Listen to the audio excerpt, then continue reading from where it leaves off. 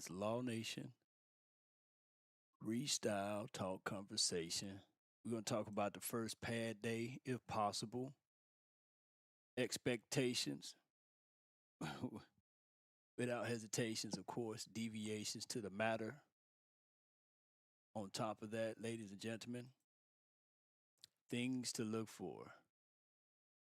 Cowboys going into an area that we got to fix, whether it's offense or defense or things in general.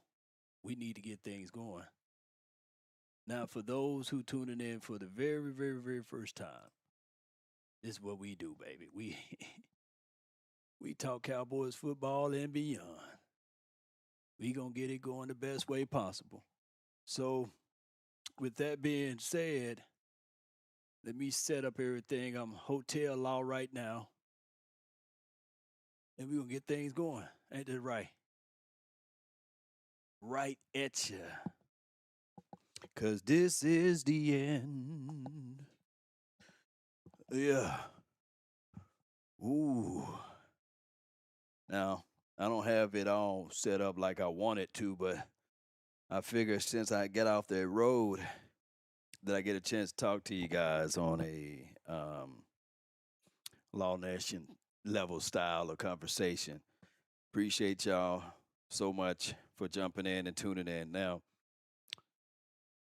first and foremost, this episode will be technically a driven episode by you all. And as I set this up, be mindful that I'm on the road, man, and I don't have all of my bells and whistles.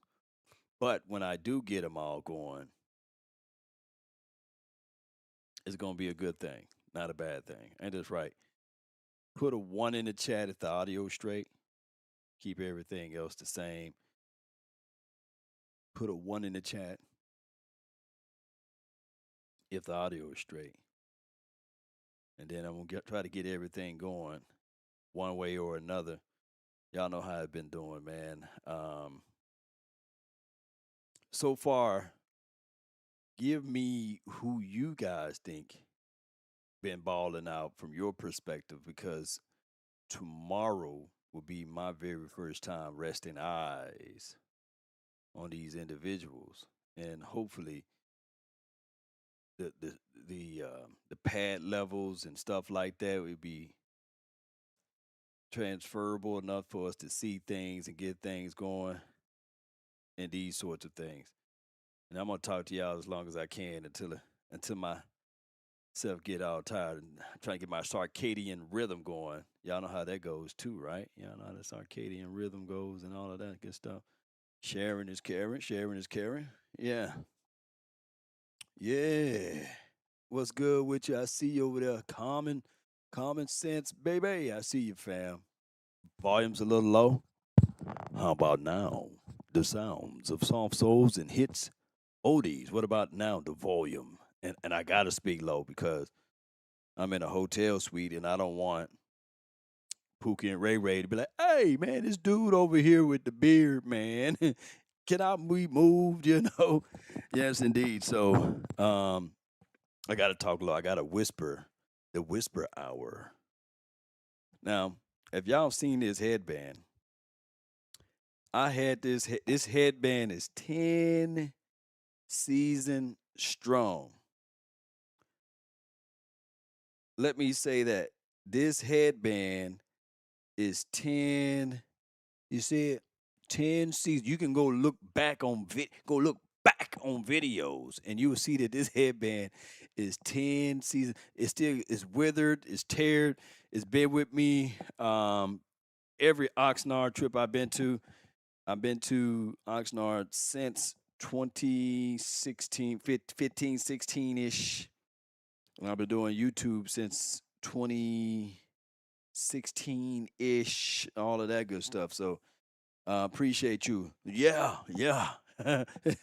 I've reached out to the companies that make these headbands, and they got scared. They're like, we'll make them, but we don't have proof. We don't have trademark rights from the Cowboys and all of this stuff, and we'll make you some, and but you had to buy them in bulk, so it was crazy. So I was like, nah, I can't do that. Law don't have those type of resources yet. You know what I mean? But it been rocking with me, rolling with me, and I lost it several times, found it again, and it just seems like it comes back to me, right? So that's just how that goes. Well, I appreciate you, man. Appreciate y'all so much for jumping in, rocking in. The flight was good. We had a flight delay coming out of Dallas, but that pilot boy, he was, yeah, it was. And I was in a rush to leave to come here, so I left a few things. So you might see me wearing the same hoodie over and over again. Oh, appreciate you, CeeLos. Appreciate you. Law, the last time you were wearing that headband, we were going 12 and 5, 12 and 5, 12 and 5, 40 burger every year, baby. Come on, baby. Yeah, I wore it last year too. Now I don't know these last 2 years. I don't know. Maybe because I washed it. You know what I'm saying? I'm gonna keep the seasonings on this headband. That's what it is. I should never washed it. I should never washed it. Yeah, that's what it was. CeeLos. I had washed the headband, and that's just what happened. But we're here, man. Let me just tell y'all the news that I'm hearing. What's wrong with Caleb Downs, man? What's wrong with him? He a grown man out there. He played through the echoes of the whistle. What is going on with this Caleb Downs, man? I've seen this brother at the top of the route, right? At the top of the route. Yeah. Not the one who made the rules, right? Do it, left, do it, right, do it, left. I saw that brother at the top of the route, man. Just took CD Lamb and just pushed him up out the way. I'm sitting here like, whoa, where these young bulls do this at? You know what I'm saying? Let me do it one more time. Not the one who made the rules, right? Do it, left, do it, right, do it, left, do it, right, do it. Yeah, man. I said, God, dog, man. Nah, we got us a dog. We got us a little dog over here, man. You got us a little dog. And for those who need to know, it is 9 o'clock. It's 9:18 where I'm at now, and it is 11:18. Oh, I'm looking over. It's 11. It's 11:18. It's 11:18 in Dallas time. So it is for what it is. Are you not entertained? Are you not entertained? Yeah. So it's one of those things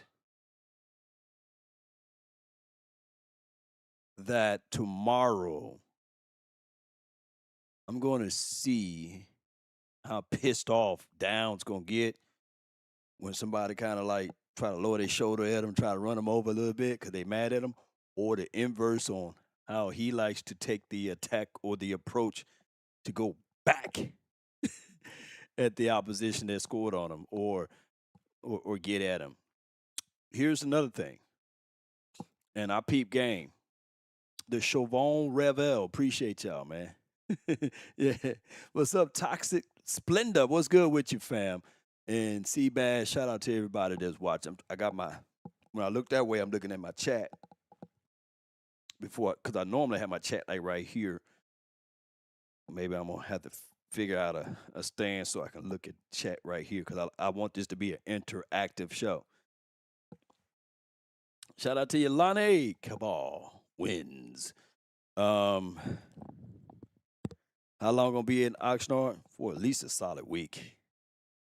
You know, they did Oxnard differently this time around. They did Oxnard differently. They started late, and they hating on a brother over here. Y'all know them kids got to get back to school. But neither here nor there. What I like about Chauvin Revel is that when you good, you get critiqued by the greats. You get what I'm saying? When you good, you get critiqued by the greats. Write that down. When you're good, when you are good, you get critiqued by the greats. And Stephon Gilmore broke down a critique for Siobhan Revel. It's on my Instagram, and shout out to everybody, man. I see the gold levels and all of that great stuff. Appreciate y'all. It's on my Instagram. It's on Twitter too because Clarence Hill is the one that recorded it, and Stephon Gilmore decided to use that clip to expound upon what happened in that recording there. Now, I said all of that to say that when you are good, you get critiqued by the greats. Stephon Gilmore is a defensive player of the year. He's going to be in the Hall of Fame. He's won two Super Bowls or one for sure. I know for sure when he was with the New England Patriots. He is no one to sneeze at. And when he broke down what Siobhan Revel needed to do, not just he kind of like tapped into that, a guy that's kind of similar to Siobhan skill set by the name of Richard Sherman.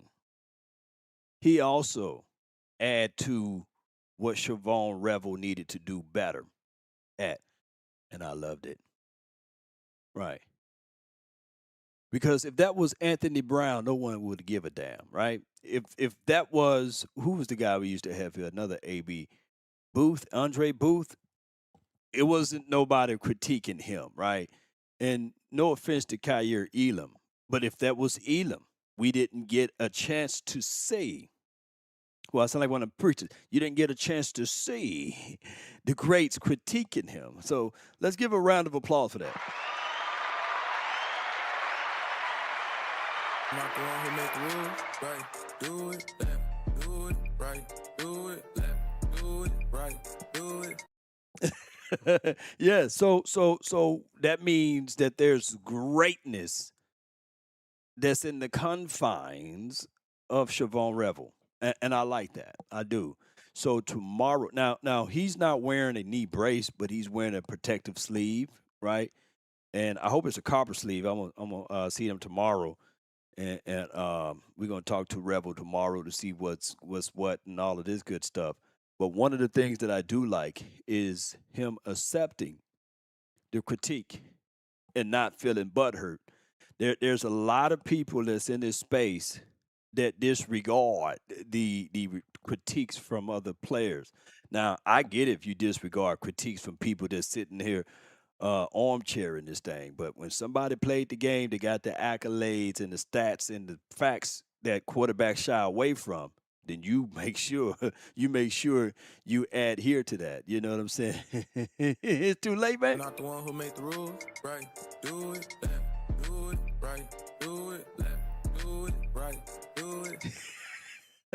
No, it's never too late. You must be out of your goddamn mind. I'm just playing with you. They gonna be banging on the wall over here in a few. Are you not entertained? Are you not entertained? That's me all night. Bam! Are you not entertained? But I'm messing with y'all. Oxnard fun. Shout out to my guy Darius who flip houses. Appreciate you. And then when I get things going, I'm gonna try to have the phone lines open for y'all.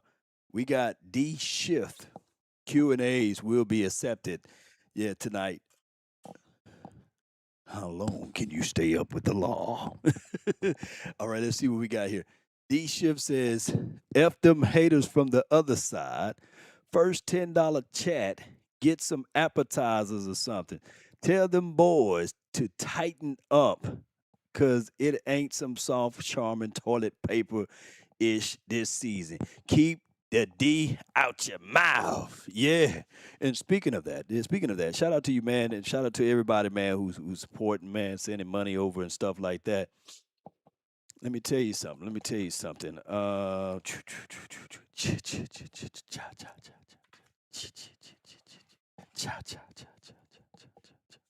It's me right here. Let me tell you something.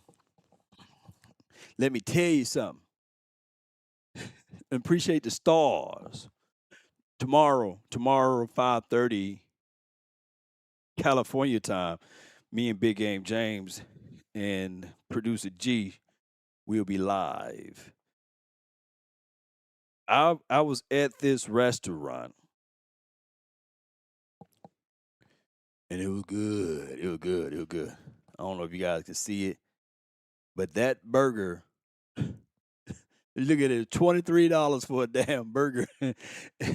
For a burger, and the meat was about, pause if necessary, but the meat was just about this big. And it was the best burger I had. And they call it the Ventura burger. Yeah, this is local dark beer beef patty on a potato bun with baby lettuce, chipotle, I can't even say that name, and some caramelized onions and a whole bunch of stuff, man. Wagyu meat. And that was the only thing that I saw on the menu, because you know us Mississippi folk, we want things simple. And I should have did a video of me. I should have I should have showed y'all the video of me. Man, I R. Kelly that burger. Boy, I was so hungry. Let me see if I got it. I don't know if I got it right here. But yeah, I do. It was good, y'all. Yeah. Get some. Get some of that. Yeah. Here it is. A little old Zempic patty. When I saw it, I said, "Man, this little old Zempic patty." Come on, camera, get right. But neither here nor there. The camera don't want to work no more now. But that Ventura burger. Check out the Toppers Pizza near there. Okay, I'm gonna check them out. I do pizza tomorrow, man. The whole goal this week is not to eat healthy. How about that? Come on, camera. Yeah. So the whole goal is not to eat healthy this week. Yeah. Um. No, but nah, it's bigger than the Crystal Burger though. It's bigger. It's bigger in real life. You know what I'm saying? Like you see it in real life. It's bigger. But but let's get back. Let's get back to the football. Okay. I want to see tomorrow. I really want to see if Maffa really runs like that. I really want to see if Maffa run like that tomorrow. There's been high praises for Barham. I want to see if Barham can he fit hole, can he see hole and hit hole. He'll be the guy person of interest because we need to really see whether or not Barham can be a starting linebacker for us. We really need to see if Barham can be a starting linebacker for us and be that plus positive, that guy that can play off of what Overshawn been doing. Got good praises from my guy Mears Learfowl as well. So when we start talking about the identity, if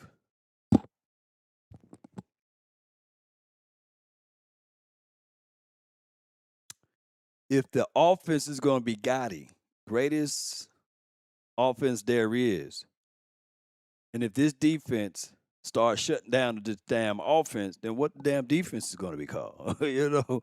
And I don't want to take Doomsday. You know what I'm saying? Doomsday already taken. We not finna remake that. No, that's Doomsday. We gonna leave that to the old folks, man, who championed that back in the 70s and all of that stuff before I was here. So we gonna let the Doomsday be Doomsday, because every time we try to say, "Hey man, we the Doomsday, man," and it fall right on his face, right? So we gonna let that be.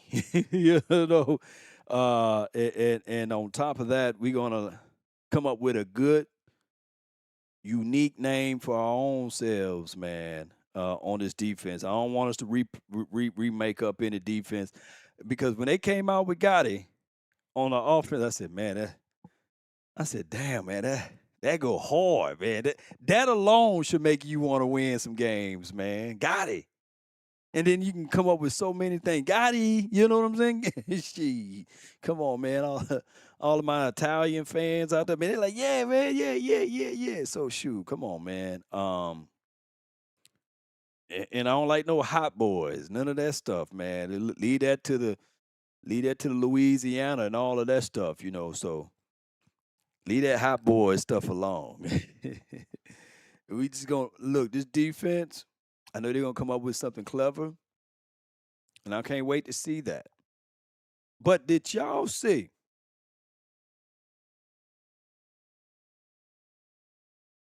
Did you guys see my guy? I'm gonna quiz y'all. I'm gonna quiz y'all. Cause boy, y'all was on my ass all off season. And some of y'all, I kind of showed it to them, like, hey man, y'all need to stop doing that. You know what I'm saying? So with that being said, did you guys get a chance? Let me quiz y'all. Who was the first defensive back to pick off someone this off season? Put his name in the chat, man. Put his name in the chat. I want y'all to put it in the chat. Who was the first? Who was the first defensive back to do something this off season? Hmm? Who was the first defensive back to force a turnover by air? Call it an INT. Who was the first one to get one? Yeah, look. Yeah, boy, y'all was on his ass, boy. I'm sitting there like, God dang. Y'all was on that. Yes, indeed. So, was it Deron Bland? Okay, some people got Deron Bland, Kobe Durant. Yeah, I look at look. I want y'all to put that name so much in the chat that they thinking that we on Harry Hines around this mug. Yes, indeed. Boy, Hooker. So what I'm saying is that he this is his final year. And so far, to me, PJ Locke, I like what he can do. He got that hyperextended knee. We don't like to hear that type of stuff, but it is for what it is. And then my guy got this hip pointer, Jalen Thompson. And you know how people say with them hips, man, shoot, especially if you get old, them hips, them the worst thing that can happen to you, man. They go bad. Is them damn hips. So not to say that it was just a tip ball, but those are things that we needed last year. We needed tips. Just get the tip in there.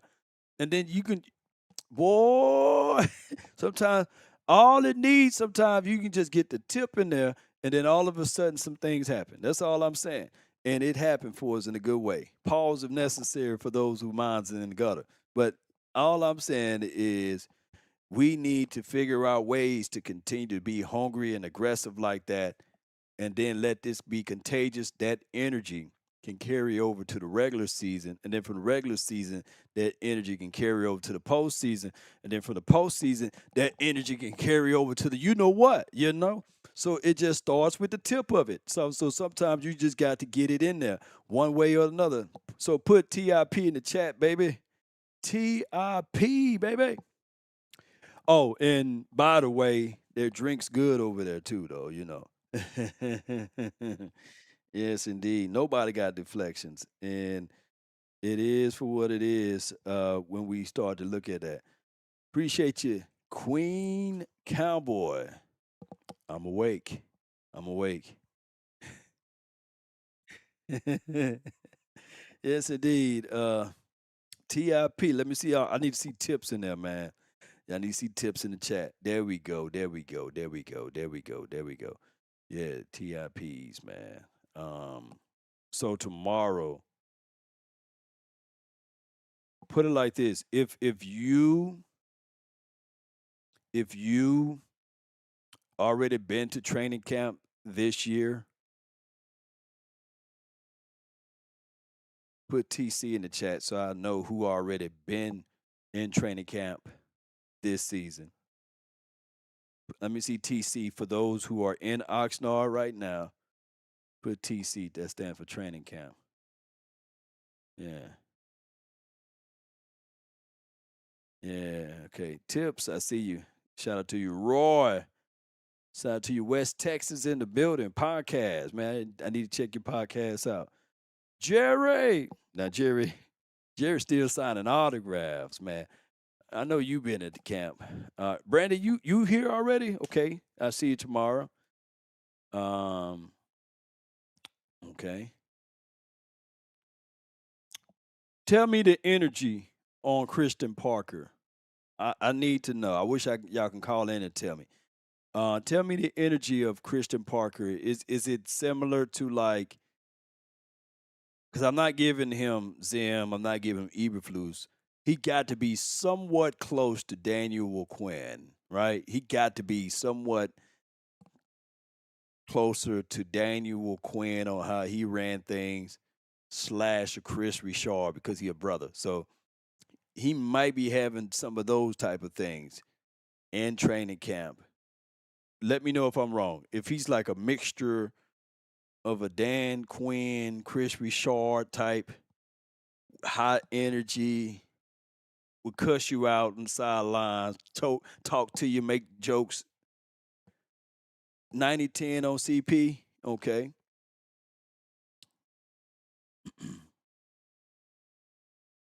He's a Dan Quinn type.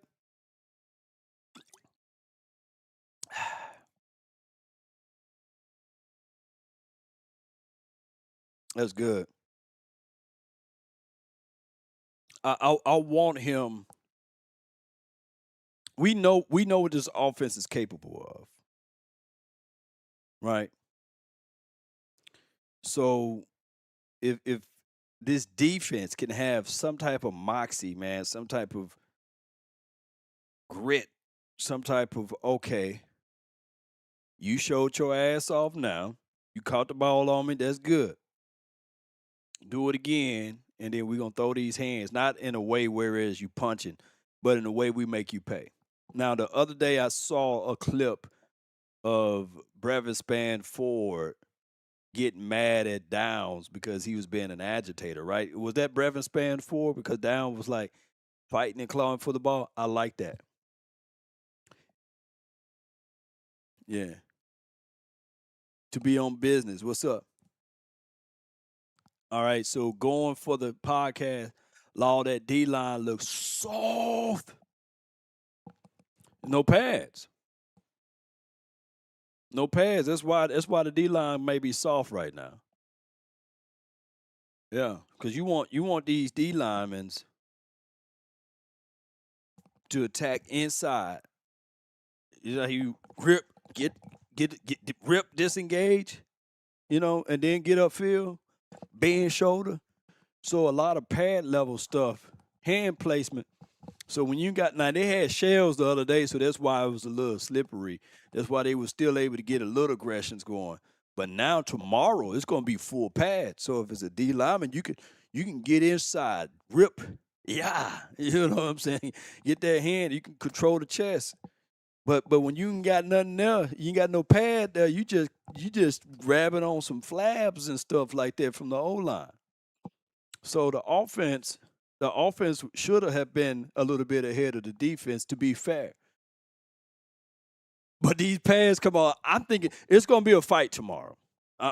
It's going to be a fight tomorrow. I think that it's going to be a good fight tomorrow. It's going to be somewhere.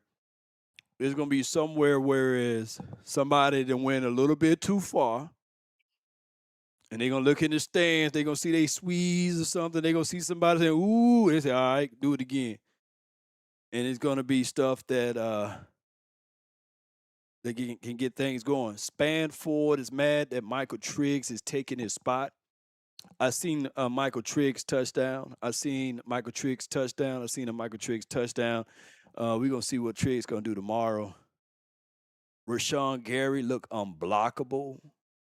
Rashawn Gary, he did have that mean streak in him on the clips that I've seen, right? And it's a different when you see it from a third person point of view, right? Versus the first person point of view. But yeah, Aunt Brown said they squeeze. Yes, indeed. Triggs on nomics. Yeah, trigonomics, I see you. Loud on incite violence. Shoot. What I'm gonna be doing out here? What I'm be doing out here? Where them dogs at, man? Shoot, what I need to find out. When you pray for rain, you got to deal with the mud too. Yeah. All I ask. That's all I'm asking. I'm asking for that balance, man. Nobody coming to see you, Otis. Yeah, I'm looking at all my buttons over here. There's me all day. I don't be looking at that. I'll be wanting somebody to do something, man. You know. I ran up a check, I might do it again. Enemies close, had me thinking they're friends. 10 toes down, I'll be free until the end. Y'all can tell I didn't have this. It's a different soundboard. Took so many years, I'm just waiting for the wins. I'm in debt to no one but the one who took my sins. I do it for real, there's no reason to pretend. If I do it once, I do it again. Add it up, bankroll, euro, peso, add it up. I'm just doing me, everything is on me. Oh, you matter what? Add it up. Hey, we gonna get some violence tomorrow, man. Just doing me, baby. Told if it's all me, everything is on me. It's on me, baby. Yeah. I'ma do me. Why you hating on me? It's not adding up. I do roll like a Mack truck. Country heart, I might cop a farm and go act up. Lot of scars, I was cold-hearted, now I'm back up. Keep it real, I do this once a month, I don't rap much. I just take the money and go stack up. Only buying car to get tatted up. All that other bull, it don't matter much. You only climb me, I put the ladders up. No fault, I done doubled up on the workload. I think I fell in love with the bankroll. Hey. Pray up, get money, then we lay low. Add it up, bankroll. I flexed my Walmart watch on y'all, man. Come on, baby. I'm just doing me, everything is on me. Oh, you matter what? Add it up, bankroll. Yeah. What's good with y'all, man? So tomorrow. Let me. Yeah. They thought it was AI. Nah, this your boy, man. This y'all boy right here. The dude that say run it up. Yeah, it's the same dude that say run it up, man. This was before AI. Yeah. That was me giving myself a break. Let's talk about this offense on what it's doing to the defense. George Pickens is having a blast, and he's letting the offense know it. These wide receivers are prima donnas. They're taking advantages of the defensive guys because they can't commit on the ball because of the ruling. So tomorrow, we want the wide receivers to keep that same energy and that tone. But at the end of the day, we still looking for these guys to play with that grit, to play with that assertiveness, of course, to show us that they belong. Now, key battles on the positionings. We got Josh Butler, got Carsons, you got Reddy Stewart, you got Zion Childress, you got Julius Wood, you got, I'm trying to go off the top of my dome over here, man. Okay, I'm just naming them all. Kobe Durant, you got Malik Hooker, you got Jalen Thompson, you got who else? Elijah Clark. You only going to run with how many damn DBs? 10?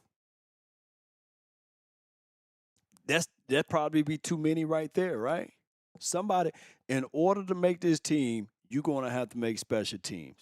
And if the hardest part is to find out who's the damn untouchables on the DB side, we know our wide receivers. There's literally Lamb, Pickens, Turpin, Flo. There are 4 positions that you know for sure that's going to be on this team, right? So it is harder to figure out the people, your 53 that's going to be on the DB side, right? And you got some guys that unfortunately just can't play special teams right now, right? I'm not finna put Malik Hooker on special teams. I'm not finna put and Jalen Thompson, he's an untouchable, right? So those 2 positionings right there, right? The third spot, Revel, he's an untouchable, believe it or not. You're not finna cut him. You just drafted him last season, right? Let's play this game, okay? So you're gonna roll with how many? Probably 10 or 11, right? Revel, Kobe, Thompson, Bland, right? 5th will be Downs. Downs are untouchable. That's 5 positions right there. Who's the other 5, guys? Stewart, he's up and down. You never know. 6, Devin Moore. Devin to do more. 6. So them 6 DBs right there. 6 DBs right there. You said PJ Locke? Hey, man. Hey, PJ. No, he's a question. You know, unfortunately, injuries are injuries. All right, who else? We said Devin. Carson, he can't be untouchable. I like Carson, too. That's my dog. He ain't an untouchable right now. What year this is for Carson? It's a fight. It's a fight for Carson's and Butler. I'm for real. It's a fight, Carson's and Butler. And Carson, you're gonna have to play special teams. Can Carson even make it? Who else? Seatbelt. Butler got the lead. You ain't lying. They ain't gonna put down some special teams. They talking about will he be the first rookie to play green dot? Carson's a hurt guy for 3 years. You seen more out of Butler than Carson's in the last 3 years, right? No offense to both of them boys, but I like Butler's grit and his story. Cowboy Rob says Elijah Clark. You need your renegade. He'll be your 7th guy, right? DK, Darian Kendricks.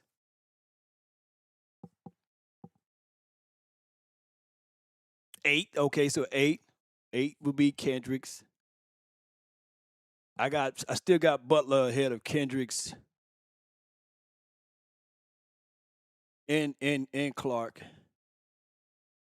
But I think Clark is a better special teams guy. That will put him ahead of all of those boys. Stewart would be 9. Bridges. All right, so we counted 9. So you probably have to roll with 11 DBs then, right? Bridges will be 10. Bell will be 11. That would though. That wood might take out somebody. Julius Wood might take out somebody. There'll be 12 DBs right there. Them numbers ain't matching, bro. Them numbers ain't matching.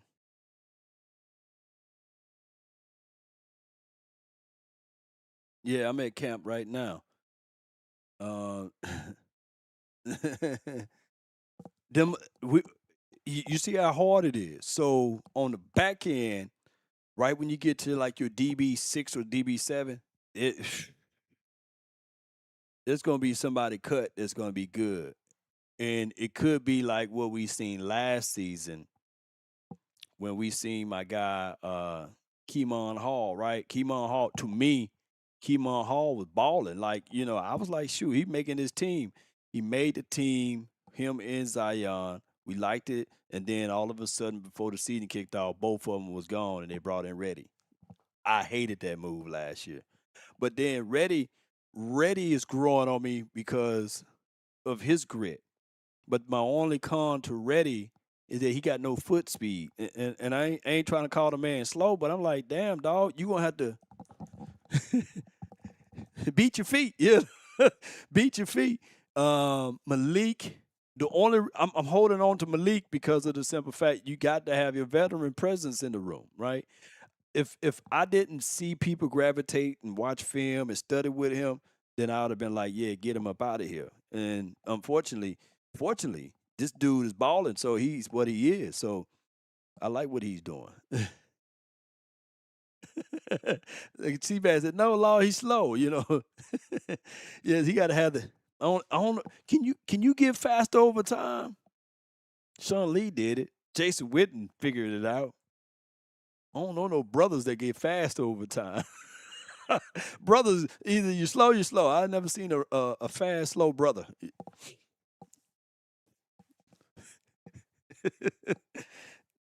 No offense to the Caucasian community though, but I'm just saying that like they just know how to get there. Like name me a slow brother that was fast to the point. Like I'm being real right now, because Sean Lee mastered it. Like, dog, you run a 4 what? A 4.8, 4.9, something. Yes, indeed. All right, my guy Marky got me a list.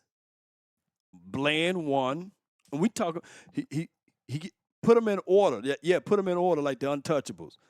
Bland, Revel, Durant, Downs, Moore, Thompson, Stewart, Hooker, Locke. That's 9 right there for my guy Marky.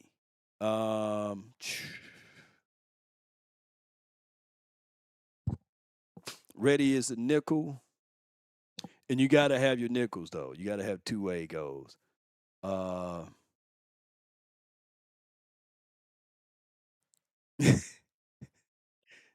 Seabass says Debo. Yeah, Debo is a fast, slow dude. So, yeah, that's a good point right there. And he got the belly and everything. Debo built like a Debo built like one of them hood ladies, man, that smoke Newports. That's what Debo built like. Nobody coming to see you, Otis.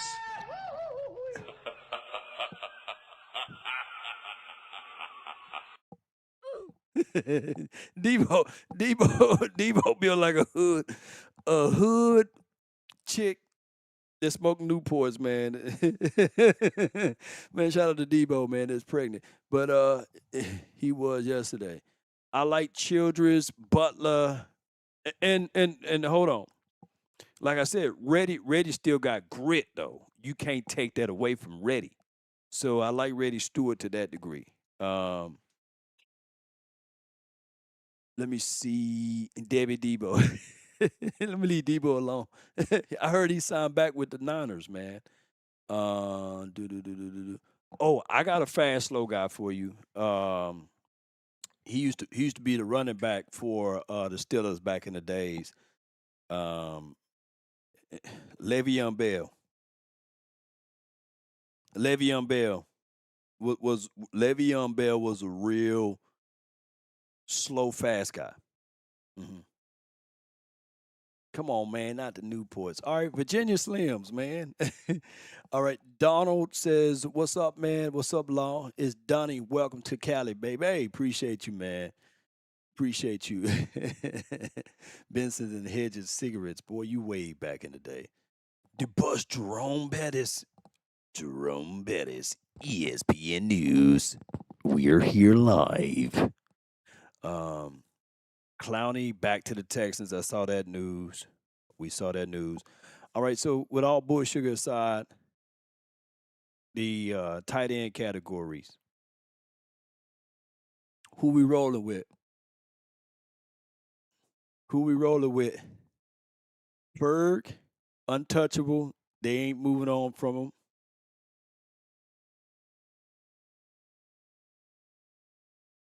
Have y'all heard anything from school? I haven't seen anything from school. Have you heard anything from school? Have y'all heard anything from Schoonmaker?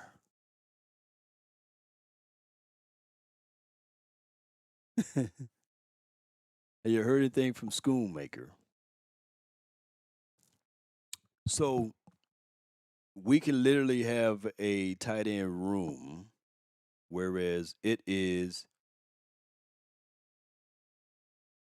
Berg, Span, Triggs, Princeton Fant. Can you trade Schoon to the Steelers?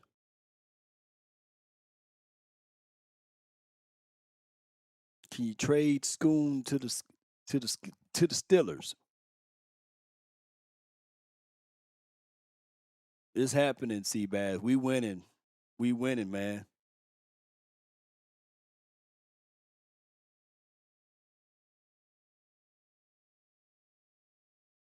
You said nothing out of him yet. And we're not serious talking right now. We just chilling around. Get your damn act together. Don't like your attitude. Jerry. I didn't know I had that button in here, man.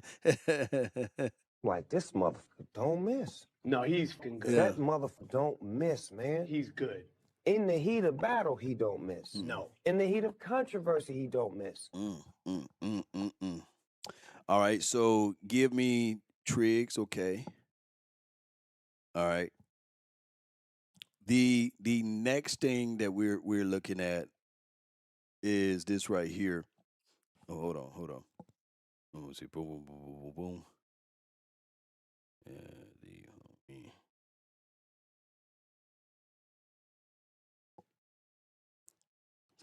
Someone texted me. Let them know we live right now. Cause if it ain't live, it ain't me. If it ain't live, it ain't me. If you are a CC, if you in the chat, a Cowboys content creator, triple C's, let me know. Maybe we can do something. Not in here though, but we'll do something live somewhere. If you're a Cowboys content creator, CCCs, let me know in the chat. We go pull up somewhere and we can do some good old content. Talk about these boys. Yeah. Give Schoon away to the pits. Yeah. And if all we had to do is just draft Darnell Washington, man. West Texas Cowboy. You in Oxnard? Okay. Let's meet up tomorrow, man. Let's see what we can do, man. The live in the lobby. Till they kick us up out of here. We're live at the lobby. The lobby laws. Yes, indeed. There are so many things to evaluate tomorrow.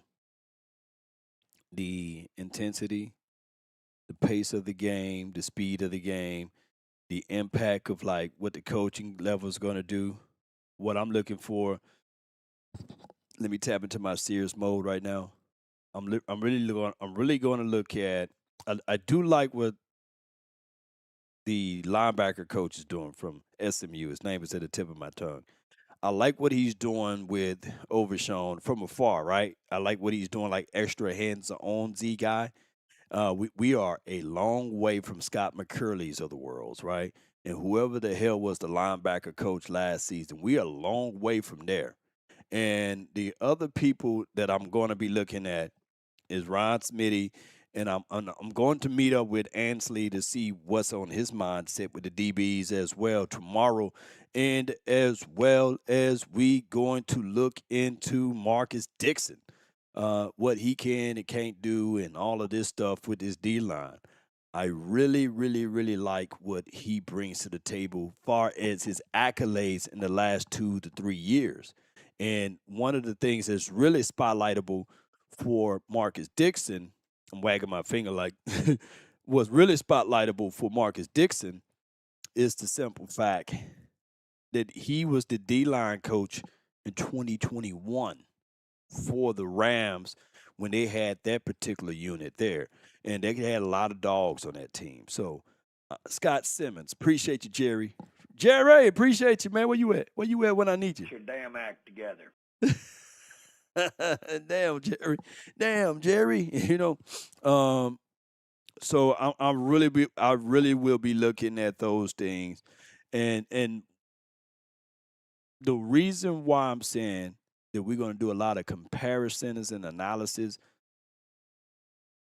is because we're energy, man. I need to see if that energy that we had last season, and I'll be looking at some last year, like stuff that we was doing, juxtaposed to what we're going to do this year. And then I'm going to give y'all a report, right? Right? Yeah, Cali 2 hours back. It is.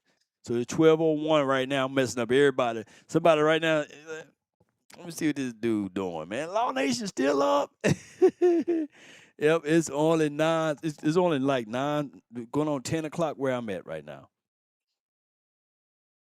Yeah. So I'm at that spot right now. So we're gonna get things going, man. Ain't this right? Smoke weed every day. Oh, wrong show. Hey, put that down if you're in Texas right now.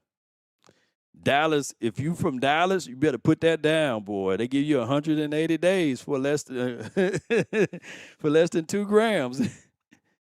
Like, hey, that a roach? Yeah, it's a roach, officer. It's a roach. It's a cockroach. You know, shoot, who around get a $10,000 fine for something that you left in your car? You better be putting that away. Yes, and then y'all heard them new rules and laws, man. I'm saying, God. 180 days. Boy, Texas ain't playing, boy. Shoot. And with 4, boy, you got to pay $10,000 fine. You with God's lettuce. That's not permissible in Texas. God lettuce. You better grab some Hennessy and drink your miseries away. Aaron said, just eat it. Then you get the Romo treatment then. You fool around, get the Romo treatment, boy. You be stretching. I got it. Shoot. Take them, put them to the slams. Yes, indeed. Cali, look, you walk down the streets, and it's in the gas station over here in Cali. You check in at the hotel. They say, goodie package? Goodie package? Yes, indeed.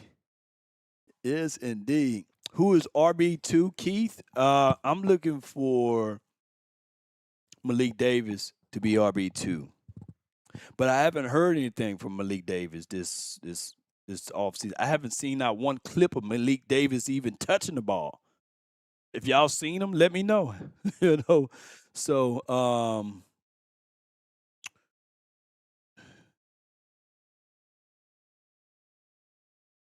I gave a theory on my last episode, on my last live stream, about I'm okay if it is Javonte Williams, and then you move it over to Phil Maffa, you know, Maffa, you know. If it's Javonte Williams, then Maffa, his first name is Phil, right? If you move it over to those 2 boys, I'm still okay with that. I'm okay because Maffa, he runs with such an authority, and if you're going to be Gotti, the greatest offense there is, and they said fast, physical, and what is the other little traits of it? Fast, physical, I know they're 2 parts of the traits, and I know for sure Javonte going to bring physicality, and as well as Maffa is going to bring physicality. So now you got both of those, and if you got that box, and they're going to be softening up that box, and if that box gets softened, and then all of a sudden in the 3rd and 4th quarter you throw Jadon Blue in there, or to a degree Malik Davis, shoot. Violence. Okay, so it's violence. Let me get these. Let me get this right, cause I ain't gonna even sleep night. I ain't gonna sleep right tonight if I don't get it right. Hold on. Let me get it right. Let me get it right, y'all. Hold on. Let me get the quote right.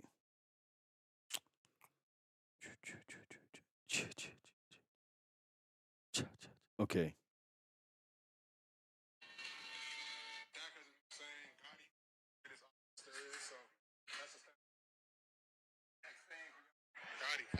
Yeah.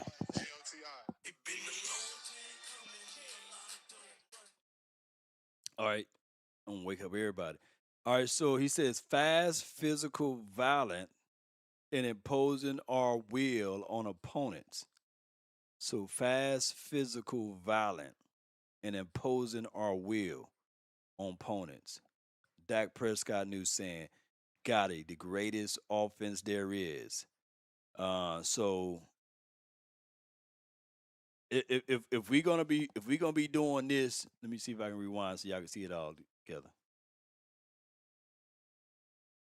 Come on.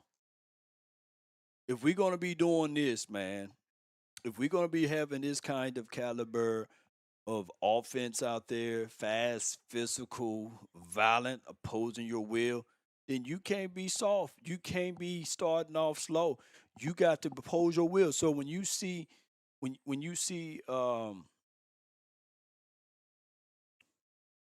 everybody should be asleep right about now, right?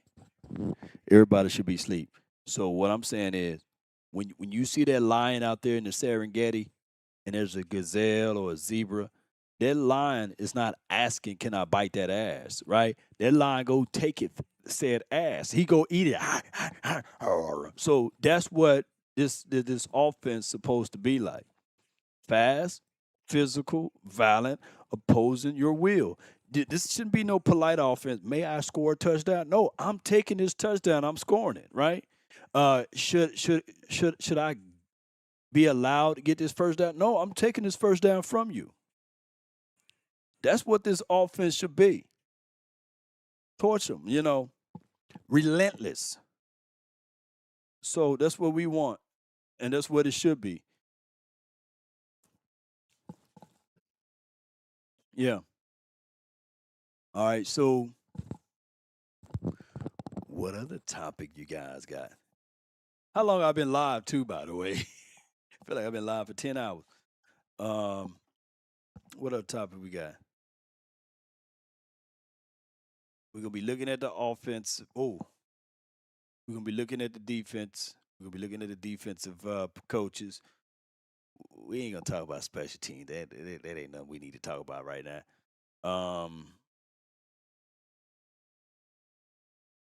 Y'all want to do the speculation talk? Let's do it.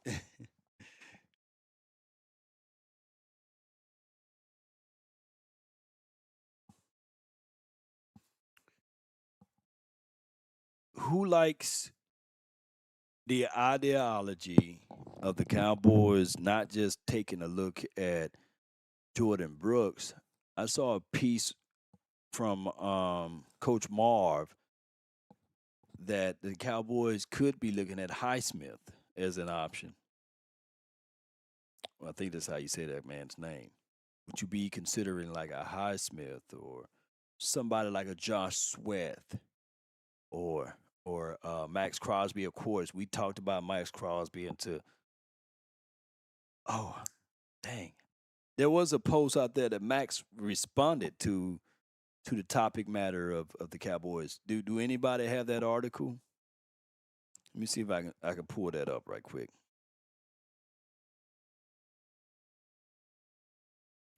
I need to see if I can get Dean on the show and Adrian Barner. they see Castanet and all of them boys. They do the same thing, but they would have like people in the background taking shots and twerking and people doing all of the type of stuff. Harold Landry, bro. Okay, wrong phone. Let me pull up this phone right here. Hey, there'll be a robbery. T.J. Watt for Schoolmaker. Hey, I would take that robbery all day. I'll take that robbery all day. Let me see if I can find that Max Crosby response.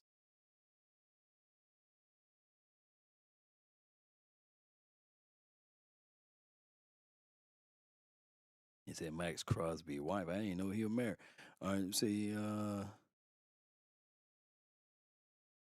Okay, here you go. Ooh, let me see. I'm looking it up right now, y'all. I'm looking it up right now. I'm giving y'all the marathon show. As long as I'm gonna do this until I get tired. Then when I start yawning and stuff, it's time for me to go to bed. I'll be ready tomorrow. I'm looking up responds.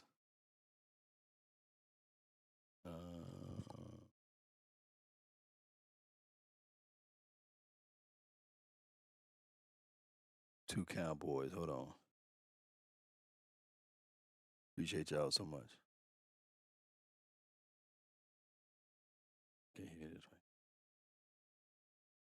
one. I hate this when they got all these damn commercials on it. See what they got right here. They got a lot of commercials on it. Yahoo. I'm on Yahoo. Yahoo Sports is where I'm looking it up at. Commercial. Commercial.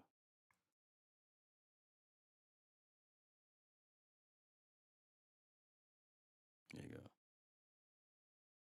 Biggest gamble the Dallas Cowboys are taking this season. It's not Dak Prescott. Mm-hmm. It's not George Pickens. It's not Tyler. You got a wicked. It's not bit. even if the Cowboys have enough talent to contend this year. The biggest gamble is whether Christian Parker can take a defense that's filled with a bajillion new faces, even guys here facing new roles, and a whole new set of expectations for this thing, and make it functional before the season. Yeah, I'll whoop his ass, boy. But today, hey, man, he didn't say nothing about the topic, man. Now, that's catfishing for you, boy. And had me, look, it's catfishing, man. He says, I don't know if y'all can see that. Max Crosby addresses the Cowboys, and he talking about everything. He talking about everything but Max Crosby. Hey, man, this damn dude here, boy.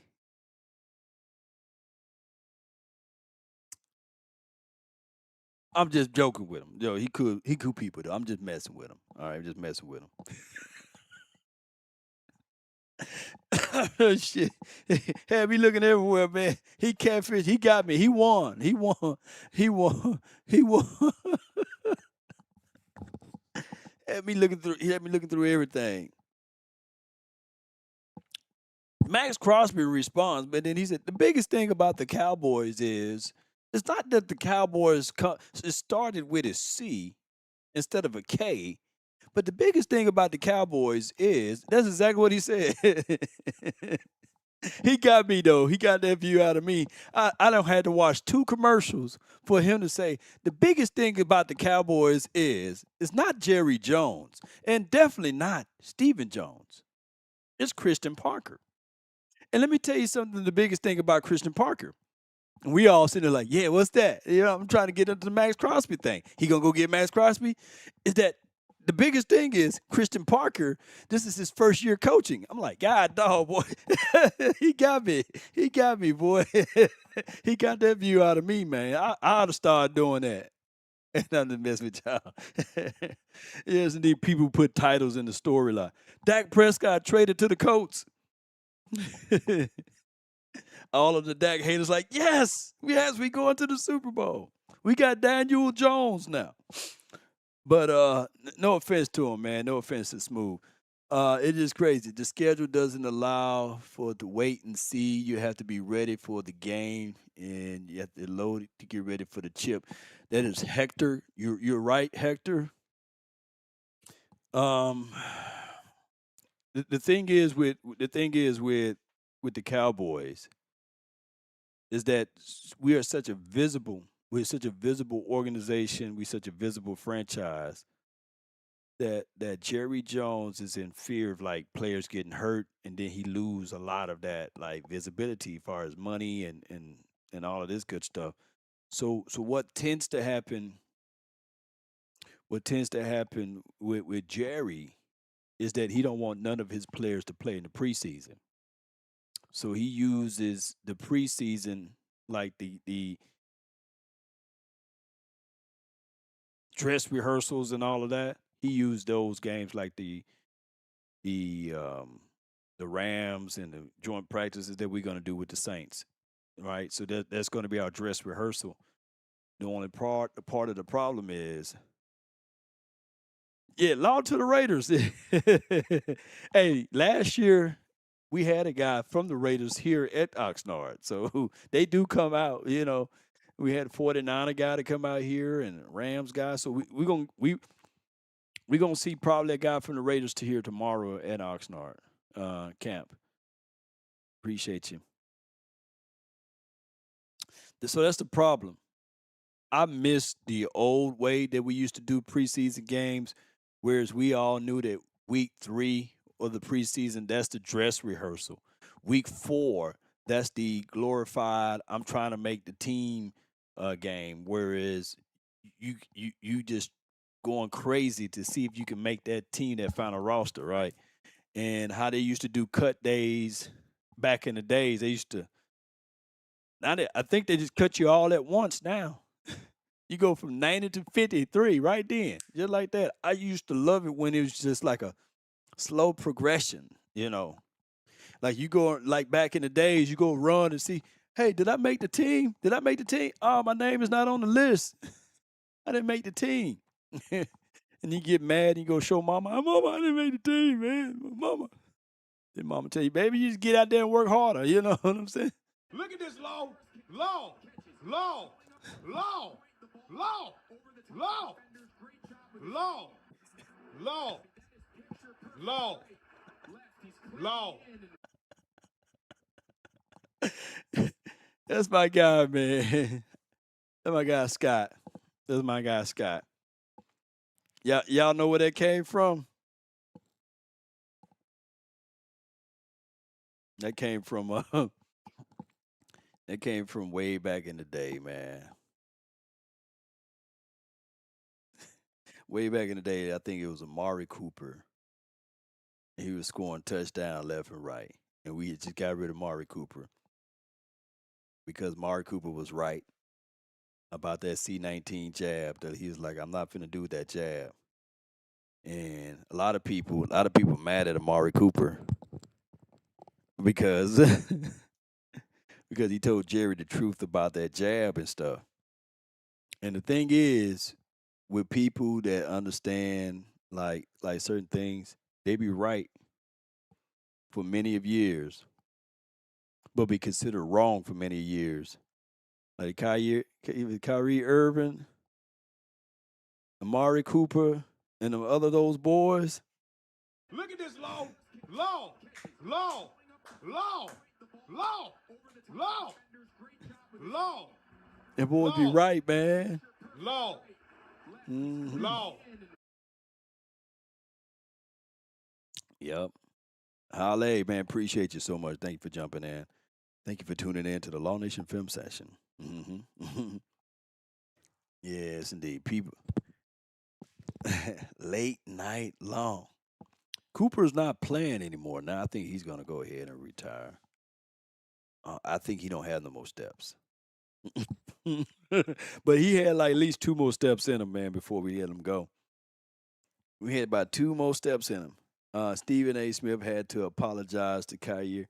Yeah, man. Man, who got the shot for a hamburger, man? Some people had took the shot for a hamburger. Some people took the shot for the pay their light bill. Like the United States of America, they need to pay some of these people back, man. Especially for those who kind of just like woke up one day, went to work and passed out because they took that jab. Yeah, they need to. They need to. They need to compensate. That's all I'm gonna say before they flag this channel. Yes, indeed. But that's all I'm gonna say about that. I ain't gonna talk much on that. I'm out here with all of these billionaires out here. They pay that. I'm out here where they probably spike thy law. um,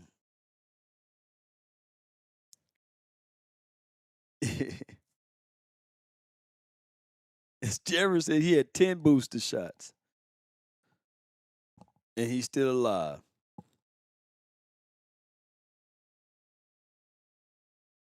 No comment. No comment. No comment, boy. No comment, boy. No comment, boy.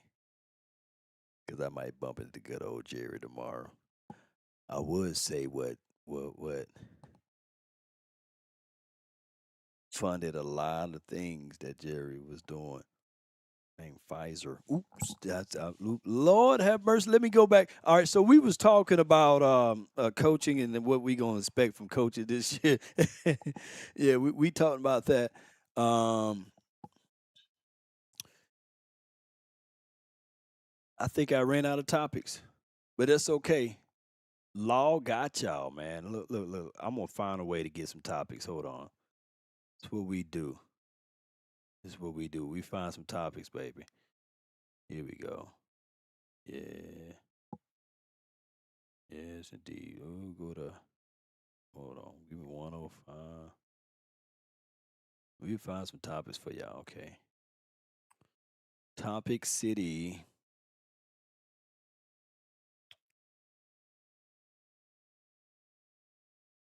Give me 1 second here. So I mean, he's a three down linebacker for sure, and especially when it comes to him stopping the run and getting off blocks, diagnosing instincts, all that kind of stuff. I mean, he just popped up. He was on the linebacker list, the top 10, with the executives and scouts and coaches, Jeremy Fowler list. He was in that mix, and he's off maybe his best season as a pro. So that would be an instant upgrade, and you immediately go from that being a huge question mark for you to one of the stronger units you have. If you're talking about Brooks, Winters, Overshown, Barham, now you're feeling outstanding about your linebacker room. All right. Jordan Brooks.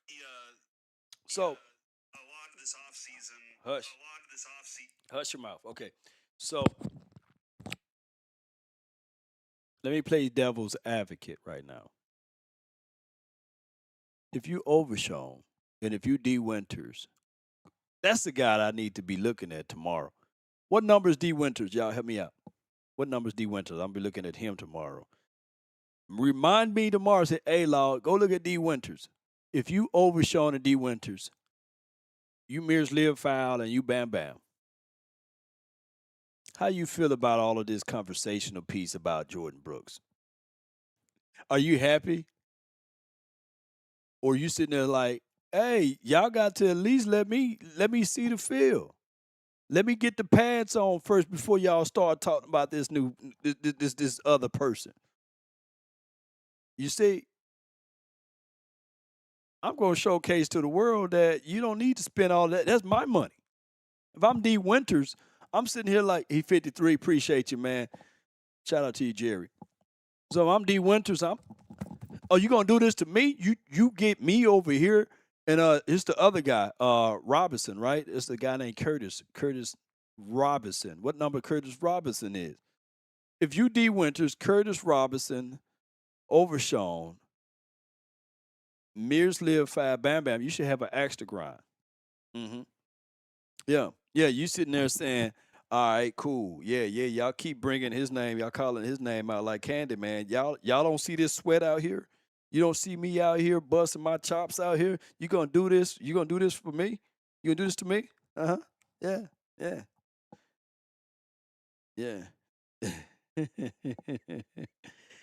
They should be angry and upset because of everybody continue to put out.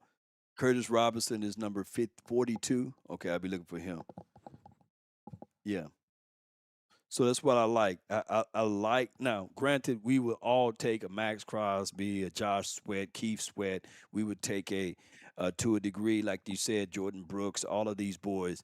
We would get on the phone, call Bobby Okorike, Bobby Wagner. We call him Bobby Brown. Shoot, we'll call them all. Get down. Come on with it. But at the end of the day, if you're grit and you're an alpha male, and if you got that dog in you, you sitting there saying, you calling them to come over here, you wasting money, dog, because this is going to be my spot to keep. Yeah, King Kong ain't got nothing on me over here, you know. So that's how they should be looking at this. Shoddy and Clayton Adams talked about evolving, and I'm just kind of curious. One of of the evolutions was trying to get Dak under center more. Can you kind of explain how that would help an offense with the play action game and how that helps a little more with evolving as an offense? Yeah, I mean, because most of the time when you see us in gun, it's a pass or something like that. So get him under center and actually booting out left, right, handing the ball off, doing this, doing that. I mean, it just keep the defense on their toes, open up a lot of things but behind the linebackers and things like that for the receivers and tight ends and even us. Just any kind of confusion that we can give to the defense, it helps the run game. So, I mean, we just want to throw everything out there this year.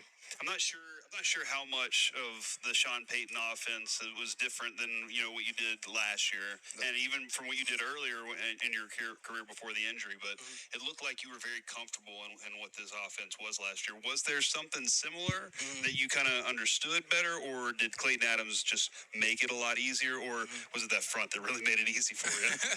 I mean, a combination of all of that and then just confidence. I mean, no knock on the team I played for before, but just being embraced and just being here and seeing the camaraderie and the locker room. I mean, the coaches can't even walk in the locker room. Shotty told them you can't walk in the locker room. Like, that's our space. So, I mean, just us being in there, doing whatever we want to do. I mean, it feel like a safe place. So once we go out to practice, it's still a brotherhood. I mean, we just out there having fun.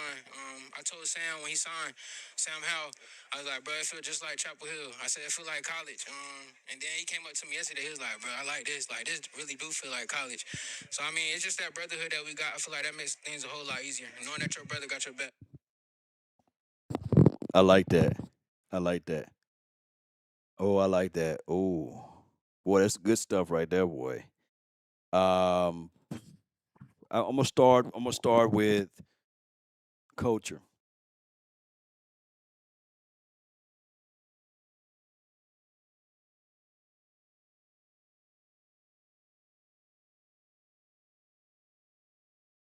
Sometimes a man needs his own space. So do players. You know how we be saying,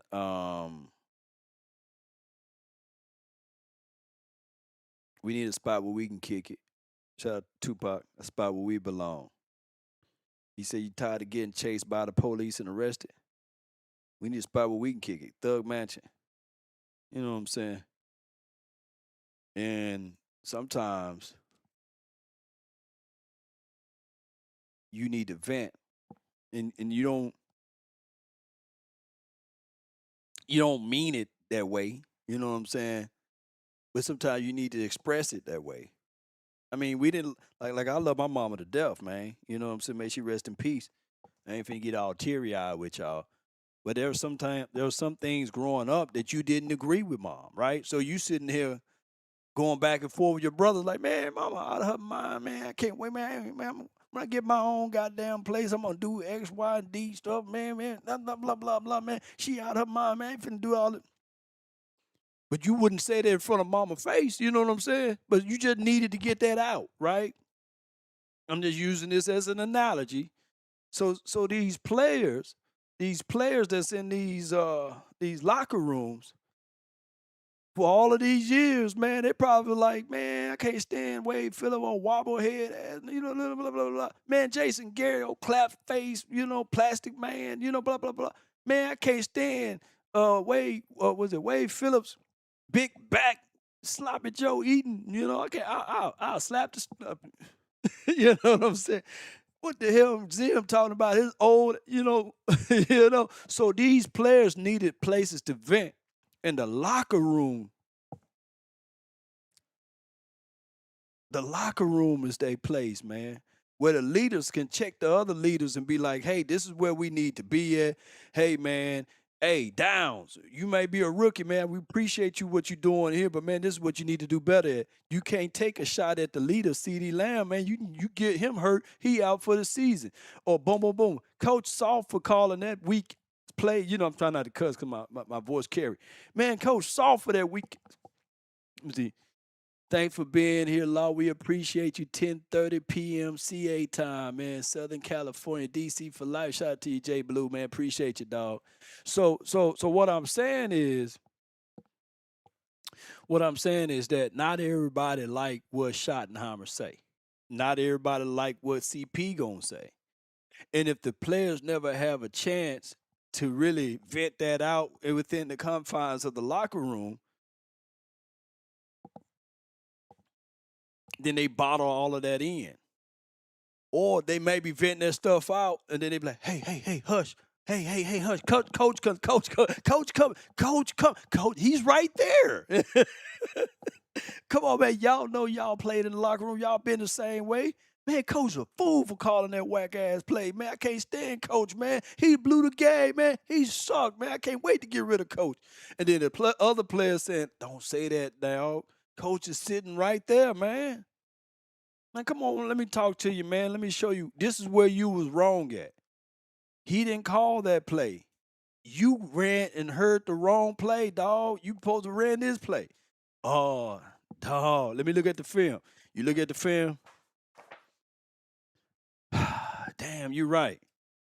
So that's cold. So these guys finally got a place where they can kick it, a spot where they belong. Tired of getting chased by the police and arrested. You know what I'm saying? They might want to talk bad about Jerry or something. You know what I'm saying? So that's why I love the fact that they got coaching room to the coaching room, open door policy, which is cool, but the coaches don't have a damn open door policy for the players.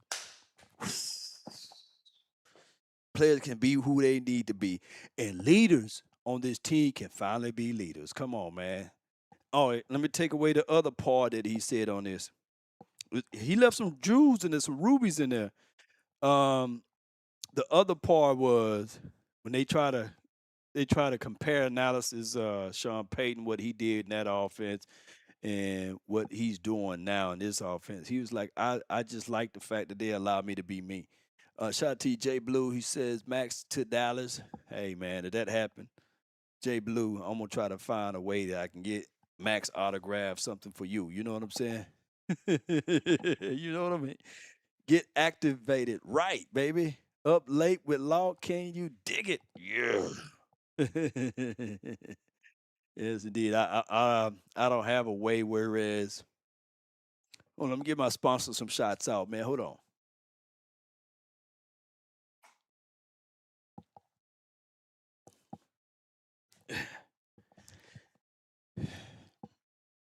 If you're ever traveling through Dallas, man, and somebody rear ends you, run you off the road, and you know how that goes, right? And you in the heart of Dallas or the heart of Texas, which is Dallas, let me tell you, reach out to our proud sponsors, man. Frenkel Personal Injury Lawyers, man. Backed by a combine of 100 years of experiences, man. Call Gene, Scott, and Mark, man. They would get everything started in the right direction.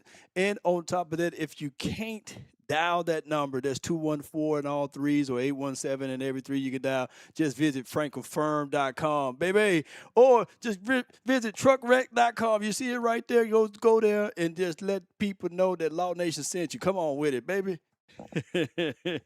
Let's go. Be sure to check out our proud sponsors, Frenkel Personal Injury Lawyers. They kept some of the lights on up in here so I can be here today, man. Appreciate them. So back to the conversational piece about Jadon Blue. Not Jadon Blue, but what actually Javonte Williams is saying is that he can be free here. He liked the way that the offense believe in him, and he likes the fact that he broke down Dak Prescott. Oh, my God.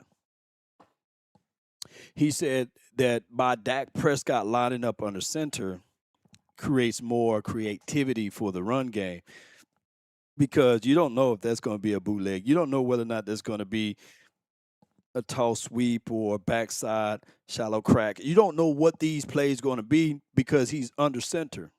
When you are in shotgun, come on, camera, get right, camera. When you are in shotgun, get right, camera, get right. When you are in shotgun, look at the hair gun. Yeah, when you're in shotgun, you know for sure there's a higher chance of you throwing the ball, right? But when you are in under the center, there could be a situation and scenario that all of a sudden that this could be a bootleg, this could be a play action, this could be a throw, this could be something that keep your defense on the heels where they can't keen in and they can't sit on routes and stuff like that. That creativity, that little small wrinkle, is what the Cowboys didn't have for me.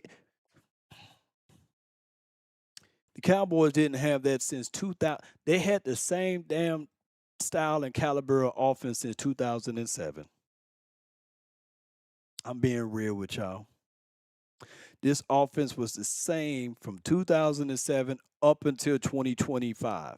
That's crazy. So that's what I was. That's what I'm looking at. Let's go to the next topic. Marathon law, baby. Y'all good? I'm gonna keep talking before somebody start knocking on the door saying, "Hey, is there a way that you can calm down and chill out just a little bit?" Let's go to the next topic. Let me see what else we got. Put a 1 in the chat if you're okay today.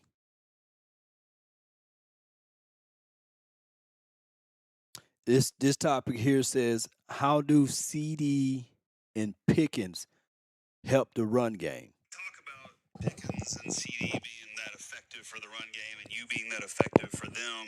Can you kind of explain what it does whenever those two are on the outside? Is it the safeties having to play back that creates an extra space for you? Yeah. Or is there something else in the defense that they have to do that gives you more space? I mean, it's just everything. You got to think the whole week, their defensive coordinator probably telling them, I mean, you got George Pickens and CD Lamb. So, I mean, you got to pick what you want to do. And then, I mean, when they do too much with them, I mean, that's when me and Jake going to come alive and everybody else. So, I mean, it's kind of like pick your poison, not trying to be cocky or anything like that. But we just got great players on. I mean, they put the team together the right way. So, then everybody get along with each other. It's not nobody bigger than the other person. I mean, you might think CD would be cocky, but CD probably the most humblest person the most humble person on the team. So I mean, when you got that on your team, the leaders doing like trying to bring everybody else up, I mean, that make a huge difference. Yeah, I like that. I like that. His voice don't match his physicality though. He got the Mike Tyson voice, but that Javonte Williams boy, he'll run you right over. But he's speaking nothing but the truth, ladies and gentlemen, especially on how there's no big eyes, there's no little U's. Now, within the confines of us fan base, of course, we know we can get better than that. We like Schoonmaker from a personality, from a person, a human being, but this team would be better with a Brevin Spanford or Michael Triggs.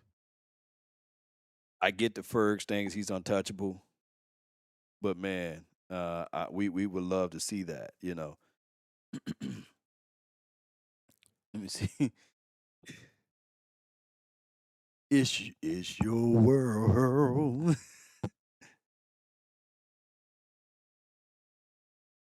I can't even say your name, boy. God, dog, boy. In your throat, boy. That's crazy. You got a wild name, boy. This next topic will be, can Corey Strager carry the Rangers? No? Oh, this is a good one. I'm going to put this one out. We doing a marathon show, baby. We doing a marathon show. Yeah, y'all good? Put LAW if you want me to keep going, baby. Put LAW if you want me to keep going, baby. Come on with it. FBI, open up! Oh my God. Not the one who make the rules, right? Do it left, do it right, do it left, do it right, do it. Put LAW, man, if y'all want me to keep going. LAW. Oh, dinner is on me. But drop that. Bump LAW. Just put SC in the chat. Sadiqa Charles.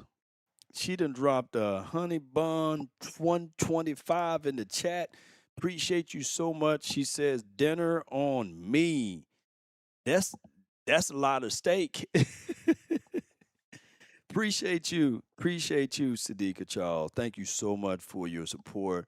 I know you probably was like, I just want to send this to you. You don't have to let people know.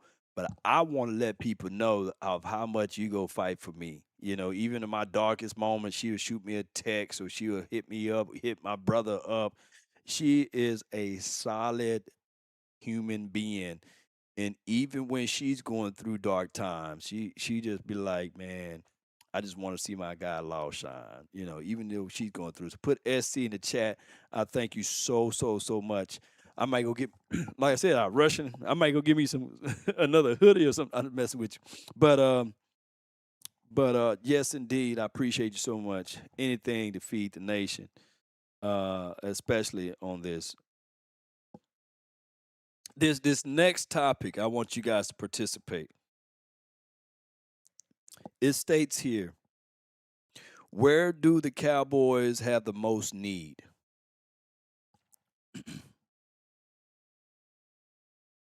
Where do the Cowboys have the most need?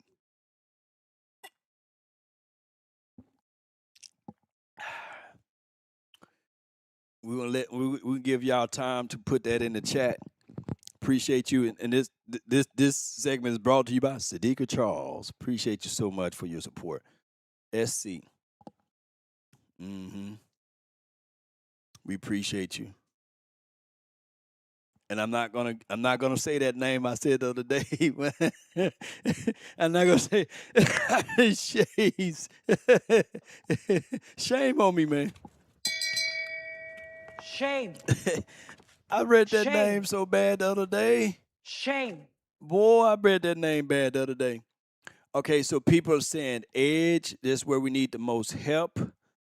Where the most need is at running back. This is from Toxic Splendor. Not Toxic Tom, but that's the Splendor. Running back, linebacker, one go down, we in trouble. Hector says we need help at general manager, man. Hey, we got to give Jerry his flowers. Seeds. Give Jerry his seeds. Depths of the offensive line. Okay, so there's enough people participated in this. Let's listen to what they're going to say. You still have the questions at corner, and in my mind, you still have questions from a pass rush standpoint. But I think you become one of the better run defenses for sure in the league. And that can create a lot of opportunities for Christian Parker. If you know you got a really good run defense, you can do some other things to mitigate some of the other stuff. So I do think in terms of just setting the bar at average, I think you are a heck of a lot closer there with Jordan Brooks, who's clearly a top 10 linebacker in the league. You got Brooks and Overshow now. There's very significant upside. Or, if you made a trade for Jordan Brooks, you would have those two guys. Now you're feeling like, hey, as long as we don't have any injury, we are above average at this position group. Okay. So they labeled that and they went and talked about that part of it.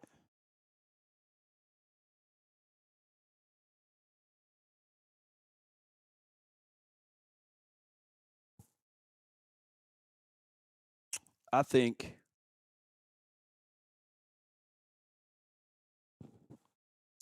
come on, camera, get right. Come on, camera, get right. Get right, camera, get right. Get right. Mm-hmm.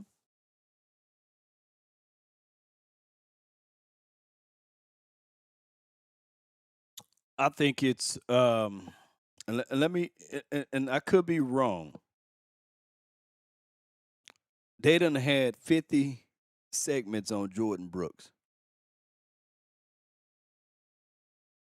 I don't think that's by a mistake because 105.3 The Fan is a syndicacy for it's a syndicate show for the Cowboys. So at some point, maybe just maybe JB is gonna be here. Cause it's just too much talking about. Like I'm tired of talking about Jordan Brooks. Every topic matter is about Jordan Brooks. So maybe he's coming here. And they was talking as if though he's here. And I know it's speculative talk. And then he went on to say that there's a need at cornerback. and to a smaller degree, edge. I do like where you guys were going at it in the chat. Most of you guys were saying edge. If I'm looking at the chat correctly, I'm just strolling over looking at the chat over here. So give me 1 second.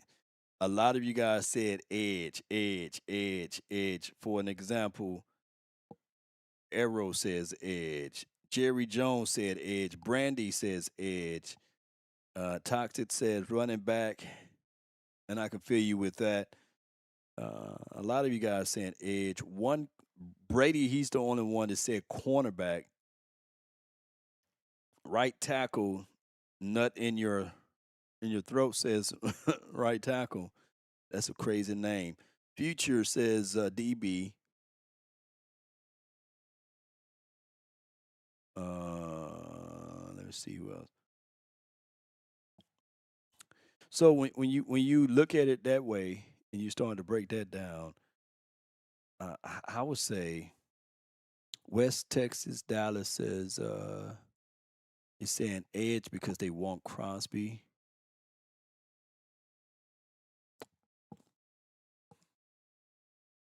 I'm gonna ask y'all again. I'm gonna ask y'all really again, and I hope I'm not too loud. I might start talking like I'm doing golf. Where do we need help at the most? Outside of edge, Is it linebacker?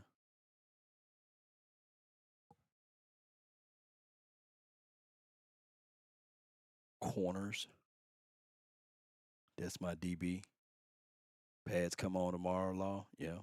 Witherspoon, what he's doing? He's coming to the Cowboys. CP says Crosby.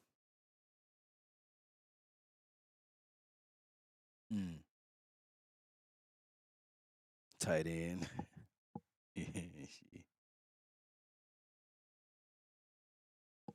Mm. Let's see. Oh, dropping my phone. Let's go to the next topic. This topic is Jalen Thompson on Parker and Downs. Let's listen. Before you came here, a much maligned defense last year. Is that something that, like, you or the other defenders kind of take a sense of pride in? Hey, we're going to turn that around, or for sure.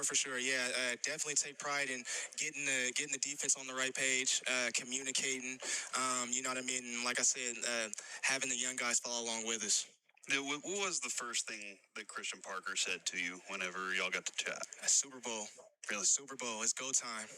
And I believe that with my heart, you know what I mean? And I say that every time. He said happy birthday to me, and my birthday was on July 18th, and literally he was like Super Bowl again. So, you know what I mean? That's the motto, that's the mindset going in, that's what we're striving for, bro. So it's okay for us to be unreasonably excited about Christian Parker being here, right? Oh, for sure. Not unreasonably, reasonably excited. Yeah. Okay, all right. I'm irrationally excited. I absolutely am, yeah, for sure. Is it okay to also be irrationally excited about Caleb Downs, or do I just need to calm down a little bit? For sure. That's a guy that works hard every day, bro. And like I said, the versatility that he brings to the team, the leadership that he brings. He's always the first one in the line doing the drills. He's always asking questions in the meetings. When you get a guy like that, kind of reminds me like myself when I was younger in the league. When you get a guy like that, it's special. Anybody mad at what he said on line one? We have Jalen Thompson on line one. Is anybody mad at what he said about Super Bowl? I think I covered this topic before. Is anyone mad about a football player saying Super Bowl?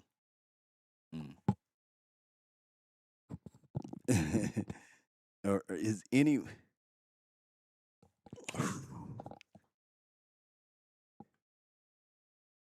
Matter of fact, look. Let me do this. I'm gonna rip the plastic off of this part right here. Thank you for tuning in to the Law Nation Kool-Aid. I can't rip the plastic off this thing. I'm gonna be chipping away at this plastic while I'm talking about this.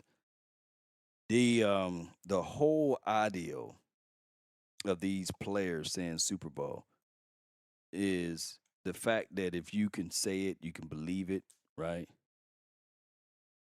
who's old enough to remember a song that came out in the early 2000s or the late 90s, and it was saying, "I believe I can fly. I believe I can touch the sky. I think about it every night and day. Spread my wings and fly away. I believe I can soar. See me running through that open door." If you start to believe, then all of a sudden you can achieve, right? That's what I'm trying to get at. So if CP walks in there and he's saying Super Bowl, and these guys reject that and say, "Nah, man, we got ways to go, man. We got avenues to climb and things like that." Get their asses up out of there. Get their asses up out of there. But if you got somebody that recently won a Super Bowl with them damn Eagles of all people saying that, "Hey, Super Bowl, bro. Super Bowl, man." Then, boy, one thing I can tell you about Gatorade, they got this damn plastic on here really good. Shit, I've been trying to rip open this plastic for a second. But y'all get what I'm saying. Because this is going to be Law's Kool-Aid. But, this good damn man. Come on, man. I need me a knife. I try to make this analogy, but man, whatever Gatorade got on this label, I can't cut through it. I can't cut through this damn label, man. I ain't gonna try no more. I done fooled around but what I'm getting at is that I like the fact that Christian Parker is putting belief in these boys. And if these boys can at least believe it, then they can achieve it. They can believe that they can fly. They can believe they can touch the sky. And they think about it every night and day. And they spread their wings and fly away into the Super Bowl. And we ain't talking about them damn Eagles. So at this situation, I endorse Super Bowl Kool-Aid brought to you by Christian Parker. If Christian Parker thinking it, and then he's spreading it into the players, and the players spreading it into the defensive players, and the defensive players spreading it to the offensive players spreading it to the cheerleader spreading it to Jerry Jones. It's contagious, baby. And we all could be talking of Super Bowl when you see this team playing lights on like their hair's on fire. And that's the Law believe in the formula of life. Come on, man. Come on.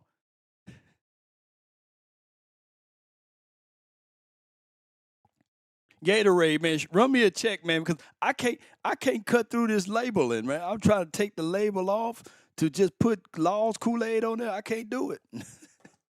I've been trying for the last 30 minutes trying to take that label off of there. So, shout out to Gatorade, but it's going to be Law Kool-Aid. And I'm going to be passing it out to everybody that's out there in the stands. And I ain't talking about no Jim Jones. All right, so this next topic, and shout out, I forgot to talk about this. Jalen Thompson also talked about Caleb Downs being a guy that's in sort of first one there, asking questions. They're smart, cerebral. I heard that coach said he don't make the same mistake twice. I like that. Let's go to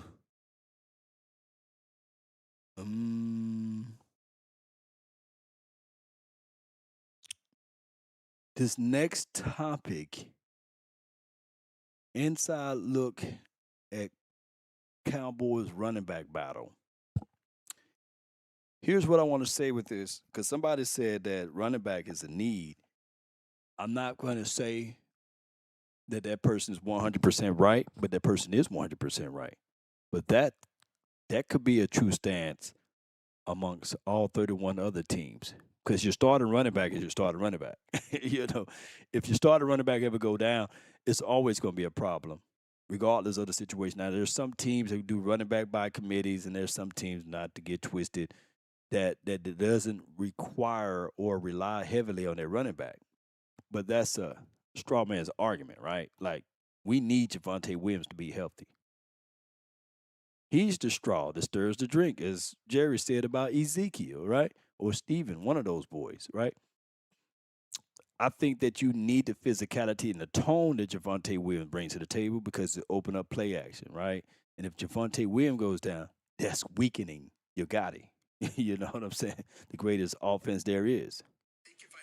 Give the nod to somebody right now, give it to Phil Maffa over Blue a little bit, even though the Blues had a couple of nice runs. But I think Phil Maffa is kind of more suited to how Williams plays. And I wonder if they would just say, listen, if there's some kind of fall off here, or if something happens with Williams, would we like to go with the guy who is more like the guy we just lost? And so I would give the slight edge right there to Phil Maffa through a couple of practices there. Just, him catching the football, running the football, the vision, those kinds of things. So would you say they both looked pretty good? I'd say I'd say all the running backs have actually looked pretty good.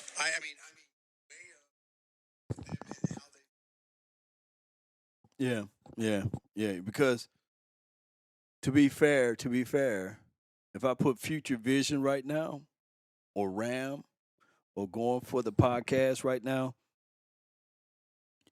we all look good before them pads come on now. They're running back. If I was back at the crib, I put my helmet on right now, they'd be like, look at Law, man, he look good. Because we ain't blocking. We're not running through A and B gap, whereas you knowing that somebody going to put you on your ASSSSSS. So, yeah, everybody look good at running back. Running back is the easiest spot to make sure you look good at before preseason game, right? Before the blue and white scrimmage game, which I'm going to miss this year because they started the season so late, as far as Oxnard. Or right before the Rams game, the scrimmage. Because nobody can put nobody on the ground yet. So it's a misevaluation. But we do know Javonte Williams runs with authority. We do know that Phil Maffa runs with authority. The only thing is that them guys are cheat codes a little bit. And I'm gonna be real, as a defensive player, it pisses a lot of defensive players off. Because they running the ball and then they see you and they do that number, and you be like, okay. And that last little, y'all know exactly what I'm talking about, right? And you want to do something so bad, you be saying, coach. You ever see him like, hey, coach? If I do it to him, now y'all gonna be mad at me. So that's the thing. That's the only thing about running backs right now. They got the upper edge until these pads come on tomorrow, but you still can't take the players to the ground, right? You can thud them a little bit, but you be like, you look sweet right now. Mm-hmm. You look sweet right now, bro. You look sweet right now. Yep. Pads come on tomorrow, J Blue. Yeah. Wait, Law, you opposed to taking the ideas from other teams? Wait, are you opposed to seeing and taking ideas from other teams? No.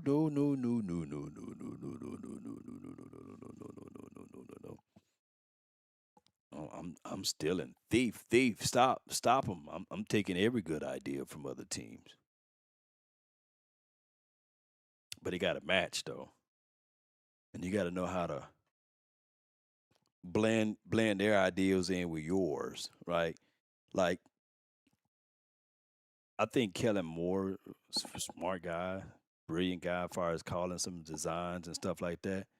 But it never matched. And then he went to the damn Eagles and won a Super Bowl there, right? With CP. CP was on the other side at that time. We doing a reverse switcheroo, right?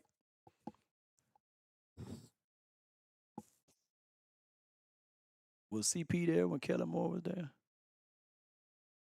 Okay.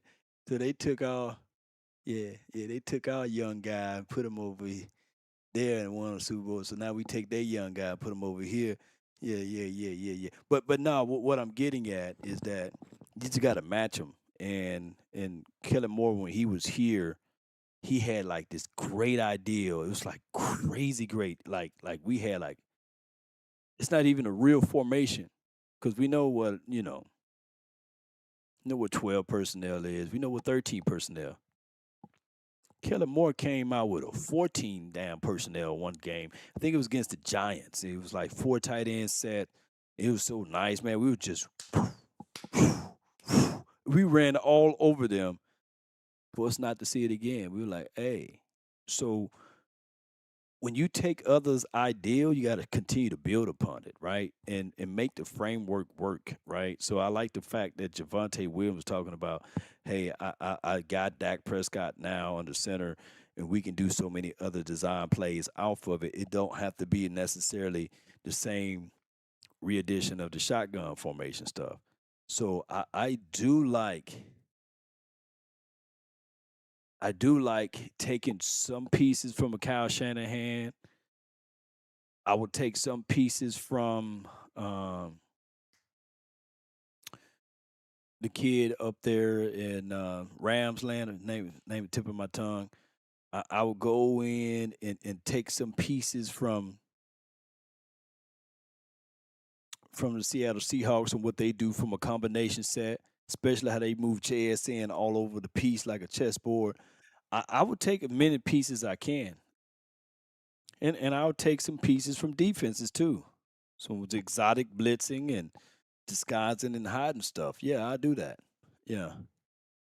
Yeah. I thought the same thing about Moore, not matching Law. Yeah.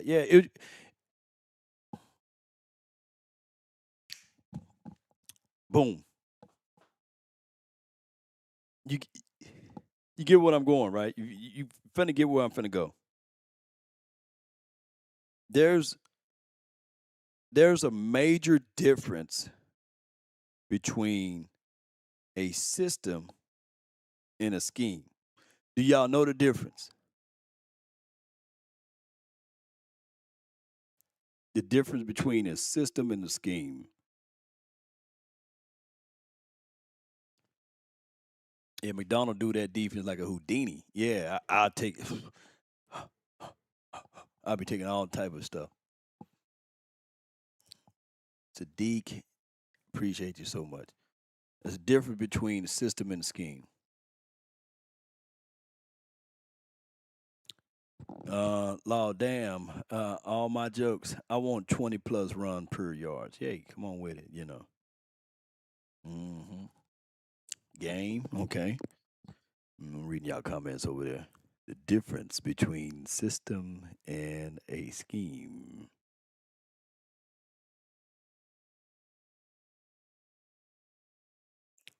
Shout out to you, love. Rhonda, appreciate you so much. As Auntie, thank you so much for your support.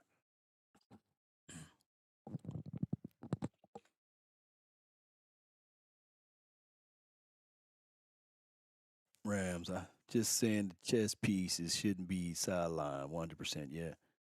Use both of their strength. Turpin got to decide to return his hands. Okay. Uh huh. Turpin got to show us something. Turpin is the new. If Turpin gonna show us something, but he just don't need to be the new CJ, taking up a valuable roster spot because he's good at special teams. Don't do that. Don't do that, Turpin. Show us something on offense this year. All right, so a scheme will work regardless of the player's skill set because it's a scheme. A system is designed for that player with that skill set to fit. Let me break this down.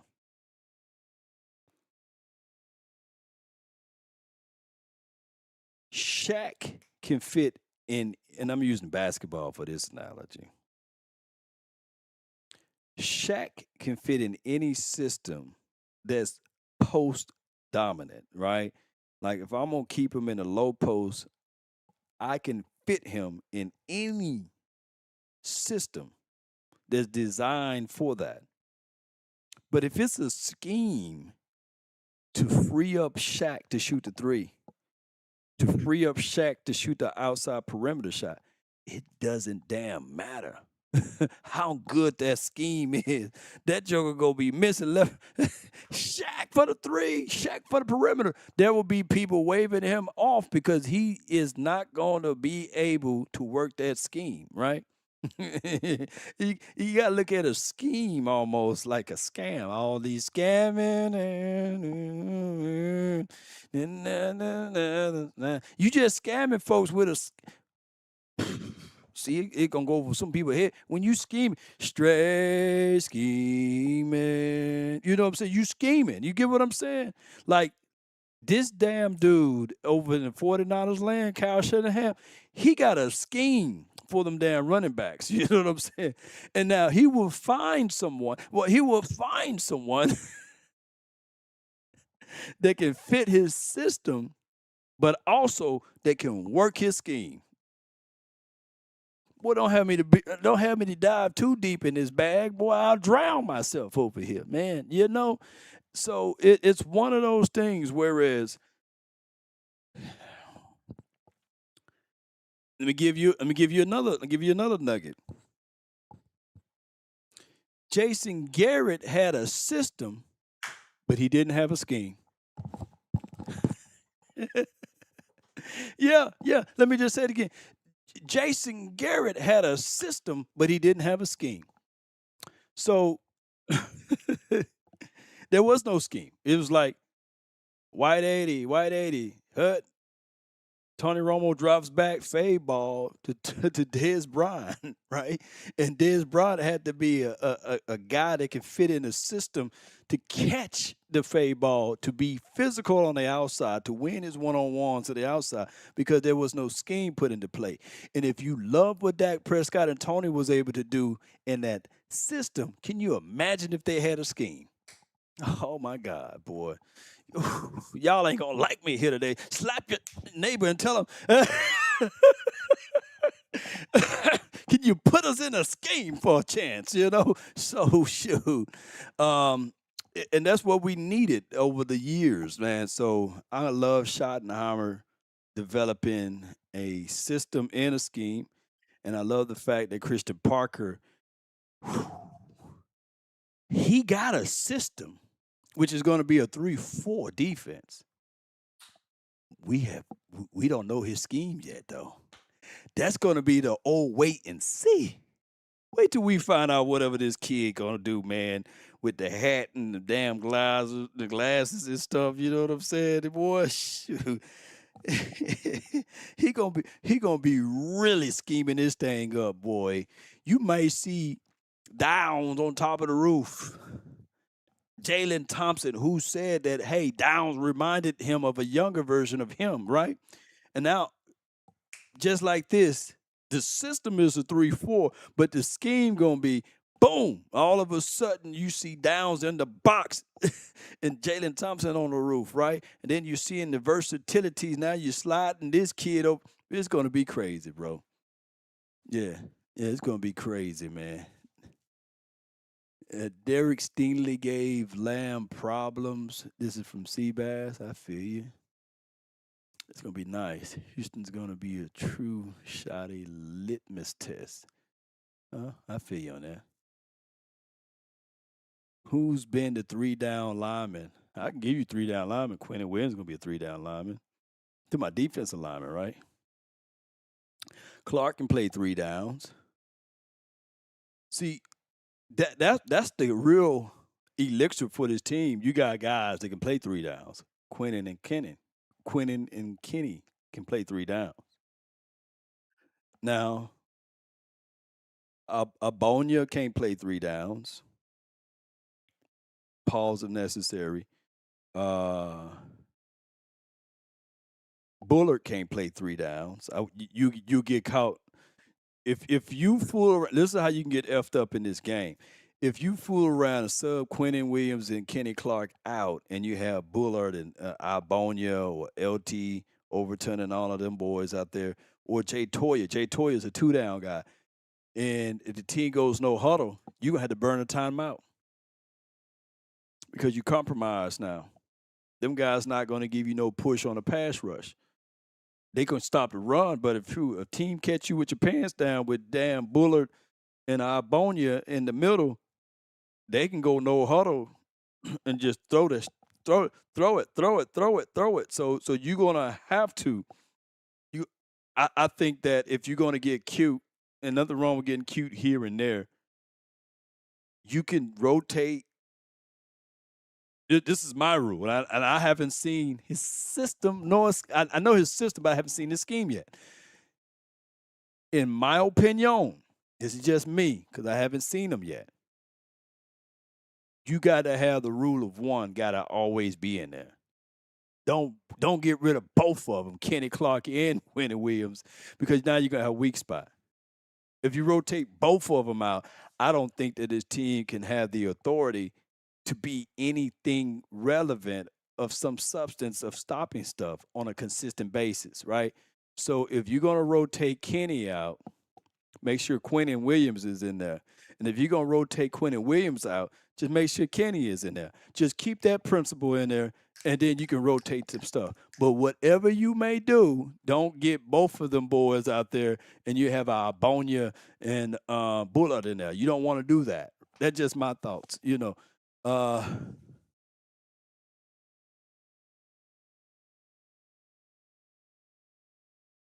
Law, is Quentin Williams 6'4", 300 pounds, or closer to 6'5", 335? Quentin Williams is closer to like 310, but he's not a 320 guy. Yeah, he's more like a 310. And when he's lean, he's like 305-ish,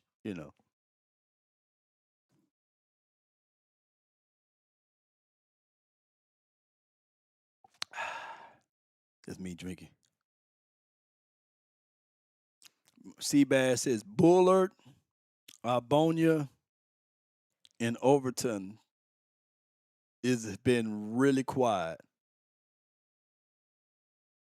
Hey, if you say that name, if you say them names real quickly like that, you might get me flagged.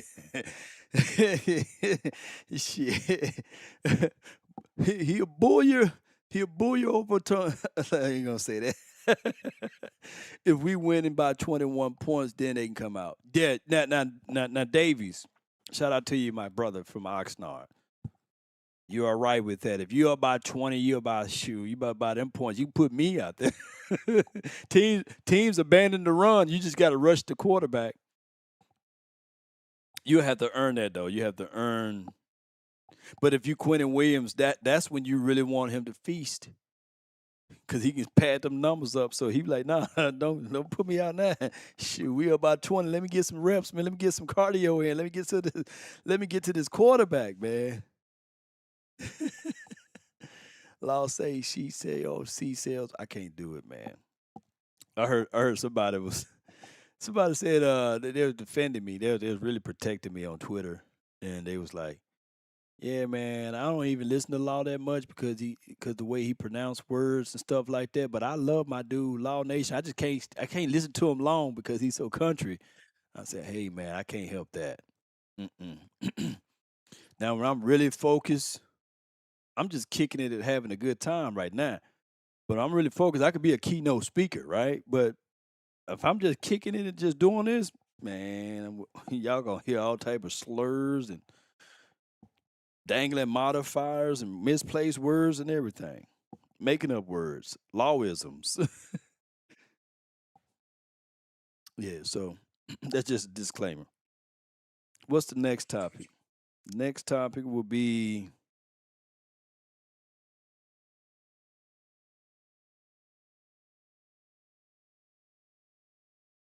it's wild. They had a lot of conversation with Javante. Let me see what he was talking about. Dang, wrong button. Screenshot. Rangers. You talked about you got to keep out.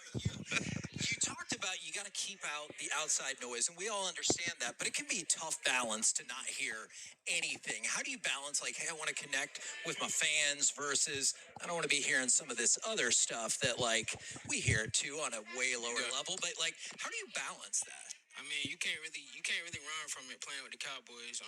I figured that out quick, but yeah, I say you can't get too high when you're doing good. You can't get too low when you're not doing as good as you think. You got to try to stay like right there in the middle.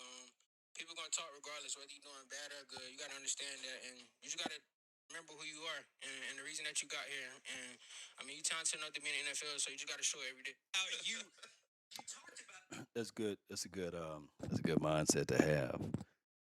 Yeah, that's a real good mindset to have.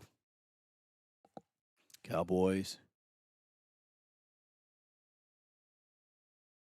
There's gonna be a lot of people that talk.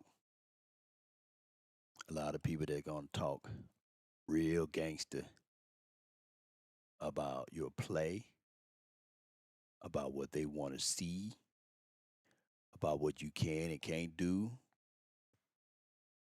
How many you gonna get reminded of how terrible you are, how terrible Jerry been. You get reminded of the 30 years, 30 seasons, 31, 32, at a 31, 31, there's 31 years basically. You're going to get reminded of like the shortcomings of like Tony and Dak. You, the part of the problem that's so hard and difficult with Cowboys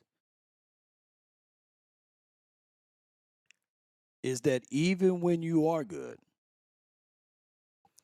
even when it sounds as if though you're making strides and you're doing great things, there's nobody that got a better memory on the mistakes that the Cowboys done than an Eagle fan and the haters, right? Because it's Eagle fans and it's the rest of the haters, right? Because them the only people. Like, I guarantee you, there's an Eagle fan somewhere in the chat. If you're an Eagle fan, just put them damn egg emojis or whatever, the bird emoji. We got an Eagle fan somewhere in the chat. Like, it's hard to find damn Giants and Washington fans and you know what I mean? But it's an Eagle fan somewhere. It's no matter where you go, there's gonna be an Eagle fan. Matter of fact, the Cowboys, Dak Prescott can throw in one game 782 yards, 4 touchdowns, and run 2 in, and there will be an Eagle fan to say, yeah, that's cool, but do it in the regular season. Can you do it in the postseason, right? And then there's like 3 or 4 Cowboy fans that would agree with it because they didn't listen to the Eagle fan for so long that that's who they get all their material from. Skip Bayless is and the other dude, what's his name is? Got his name. Getting old. Y'all can't stand him either. The volume guy, I forgot his name. Colin Cowherd. Yeah. Colin Cowherd and all of them stuff. Those are the guys, right? That literally they know every negative news about the Cowboys. We can be 15-0. Lose the last game. See, they little Cowboys. 17-0.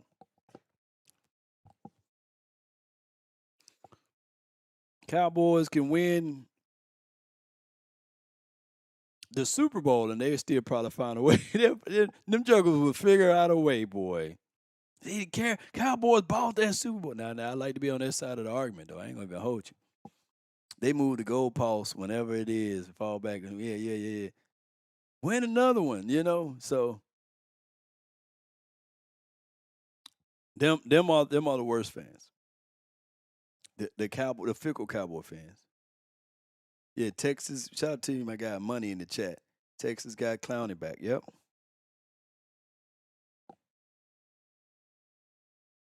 Texas got Clowney back. It is 1:19, and it's only 11 o'clock where I'm at.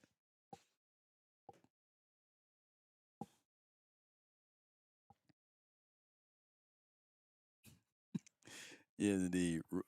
Ram, man, appreciate you, bro. Yeah, they won the Super Bowl, but I bet they can't do it again. Yeah. They be on that stuff. Paul said, "Yeah, I was just arguing with somebody about that. Yeah, like they will remember. They will remember everything we do, just to throw it back up and say, well, what y'all doing in the postseason? They're dismissed. Like if like I got a brother that's a diehard Eagle fan. Like literally, Bente is a diehard Eagle fan. Like I seen it. Like he bench pressed 405. I get all in his face. You know what I'm saying? Shoot, you know what I'm saying? But he can't bench press me. But Eagle fans, they would sit up here and act as if though they didn't have Andy Reid for all of those years, even though they didn't win a Super Bowl with Andy Reid. They went from Andy Reid to they go get Chip Kelly. Then they went to the other dude who won them a Super Bowl. What's his name? He was a disciple of Andy Reid. Then they went to the crazy guy that they got now, right? I don't know their timeline like that. But they had Andy Reid for all of those damn times, all of those years. And the length that they had Andy Reid, dog, we had damn Jason Garrett, man. And before Jason Garrett, we had Wade Phillips. They acting as if though since 2000 we had a Bill Parcells. If the Cowboys just would have kept Bill Parcells, we would have been to the Super Bowl at least twice or three times. Even if we'd have lost, we would have been to at least a few times at the Super Bowl. Yeah. So the Doug Peterson, appreciate you, fam. Walter, appreciate you, Walter. Yeah. And Doug Peterson won him a Super Bowl, and he's a disciple of Andy Reid, right? So he's like a branch from Andy Reid, if I'm not mistaken. And of course, the coach that they got now, I don't think that he does something spectacular. You just have to look at the roster that was assembled, right? And I'm not trying to take away from Howie and all of them boys, but it's equivalent of the Eagles if they were to keep Chip Kelly and their owner would have said, "Hey, we really believe in Chip Kelly for 13 years, 13 seasons." Boy, that's what we had to deal with. It's the equivalency of keeping a Chip Kelly here, right, for 13 years, 13 seasons. And nobody can really understand that. But when people talk about the drought, they're not really talking about the fact that we had these I'm talking about way below coaching, man, that don't even supposed to be coaching. And that's the hardest part that trying to explain to people that yes, we had 30 years and 30 seasons of droughts or what have you, but you had a damn Chan Gailey, man, Dave Campo and stuff, mixed into this drought. Wade Phillips, who's nice, by the way, but it's not a head coach material. And this sound like bevies of excuses, but it doesn't matter. It doesn't matter how much you give Ozempic to a hippo. That hippo gonna still be big. Dog, it's not gonna be a slim. It's just gonna be a big hippo, and people fail to realize that. Yes, indeed, boy. So that's what we had to deal with. Now we still are in the weeds because what we as Cowboy fans, we get it. Mike McCarthy, phenomenal coach. Back in 2010, right? Like let's be real. Like Mike McCarthy was good for like a spell like a spell of years, like 2010, 2011, probably 2012, and then he fell on his face. He had one of the better quarterbacks they ever seen. Had good defense.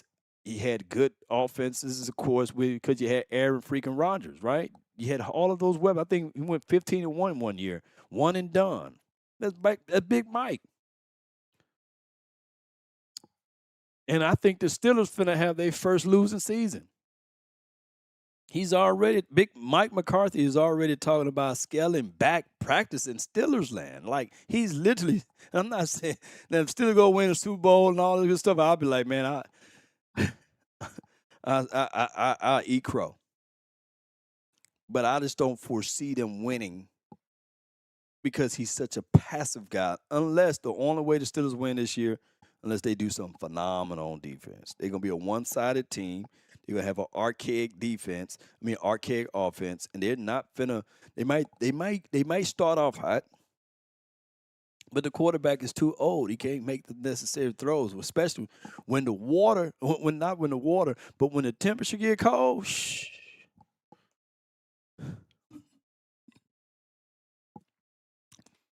I tell you what, this year, when Mike McCarthy, if he's calling the plays, I guarantee you I can turn on that tape and I can tell you what play they're going to run. Right? And I can say, okay, I already know what he's going to go with this ball. You know what I'm saying? It's going to be a hook route, and it's going to spread them out. And you think you're going to beat these modern-day defenses? Shoot, I'm going to sit on every route. Shoot. If Mike McCarthy calling the plays this year, who they quarterback? Aaron Rodgers? Who they wide receivers? Shh.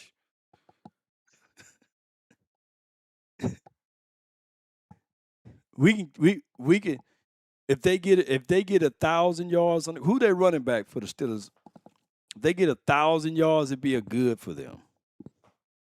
If they get 1,400 yards, that's spectacular for them. That's crazy good. Damn near you can argue and say it's impossible. Rodgers got Mike fired, yeah. And probably get him fired again, probably. But I'm saying all of this is not to build excuses. But out of all of that, we got Schottenheimer here now. And Schottenheimer by the craziest way became the head coach here off of a second guess.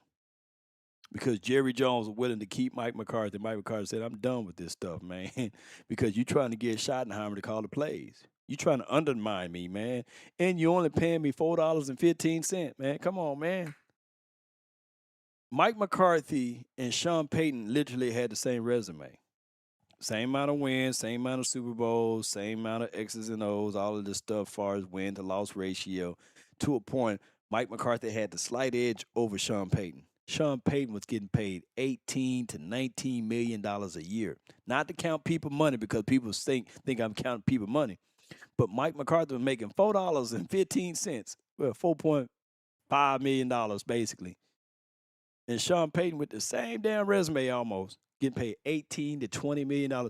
Now, what Sean Payton did prove to us last season is the reason why he was getting that bag, right? He was a few plays away from taking the damn Denver Broncos to the Super Bowl, right? Like that's some noble stuff. So it is for what it is. Where did they get Rico Didal? Oh, okay, so they got Rico Didal and they got DK Metcalf. Rico might give you 1,100 yards. 5 touchdowns, 6 touchdowns, give or take. Uh-huh. Yeah. Boy, we talking still talking Mike McCarthy, boy. Let me see what else. I ran out of all of those topics.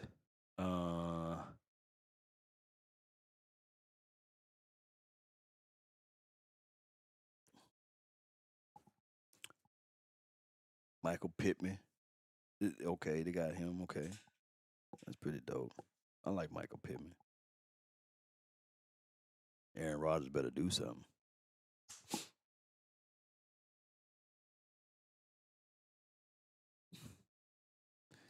Yeah, imagine being Rico, 1,000 yards with two teams getting low ball. Yeah, that would be crazy. They got tall wide receivers, not shifty though. Can Kenny make the whole season with Quentin Williams? Yeah, I think he can.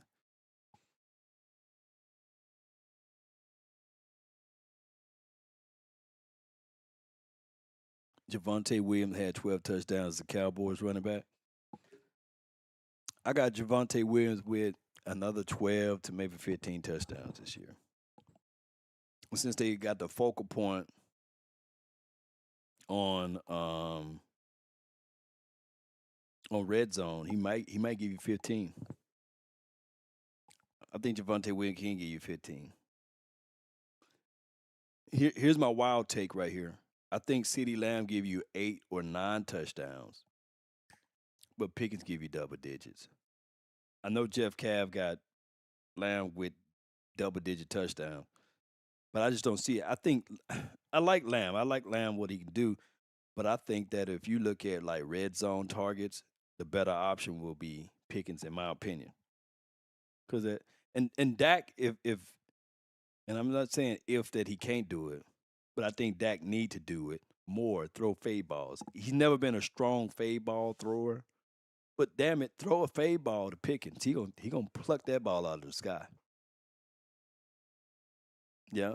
For those who say, man, you never critique Dak. Dak don't throw good fade balls, in my opinion. He throw a good post. He throw good verticals. He throw good comebacks, hitch. The fade ball, be like, hey, man, hey, touch. Maybe we got too many muscles on it. Yeah, he be throwing them like Joe Milton. Like, God, no. Right now, your best fade ball thrower is, and I'm not beating up Dak. Dak, I know you watch the show and all this stuff. And I hope you ain't ghost watching right now. You need to be in the playbook. Gotti, Sam Howell will probably be your best fade ball thrower right now on this team. Unless tomorrow I get a chance to see Joe Milton, and then I need to see whether or not he throws the fade ball because they said he's been improving on his accuracy. I got to look at more tape on MVS if he's the fade ball guy. I just know. I just know MVS got parquet hands. It'd probably be the prettiest fade ball. And that joke, that boy, that boy, shoot. Got he.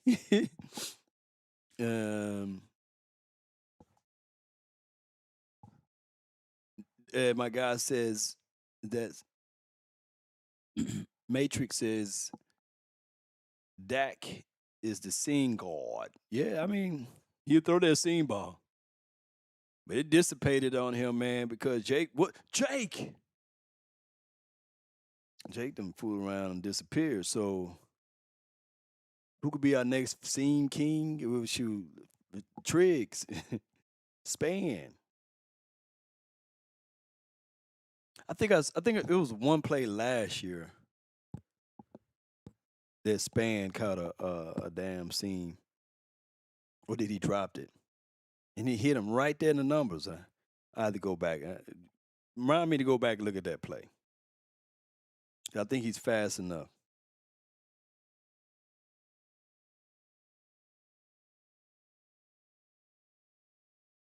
MVS runs a 4.3 faster than the other three starters. Marquez Valdez Scantling. It was the Chiefs versus the Eagles. For the win, Pat Mahomes dropped back, and he threw a nice seam ball to Marquez Valdez Scantling. And it went right through his hands. That's the only thing I can think of with Marquez. I think of all of his negative plays. And I'm not beating him up. I only look at his negative plays from this aspect of it. Surprised me, shoot. You know what I'm saying? Surprised me when he catching the ball. I ain't gonna be hoping like, hey man, this dude gonna catch it. Nah, just surprise me, dog. You know what I'm saying? He been in the league a little bit too long to be playing basketball with the football. My options once again on the field: CD, Now in red zone, let me talk to y'all about my options then. Since we just kicking it. Good night, Law and all. Appreciate you, Sadiq. Thank you so much. Put SC in the chat on the way out. She finna go catch some Z's because I know she's on the East Coast and it's got to be 2:30, around about 3 o'clock where you at. So God bless you and continue to give you grace and mercy. And we'll see you in the morning, especially when we popping out this film of watching all of this great stuff. And be sure to check out the show tomorrow between 5:30. Gonna start at 5:30 with me and Big Game James and producer G. They're gonna Skype me in. We're gonna do some good conversation there. But the marathon continues. I'm gonna give you guys the order of operation. Red zone, this is just my order. GP, CD, Triggs, too early for Triggs. If it's a pass play, GP, CD, give me Ferg.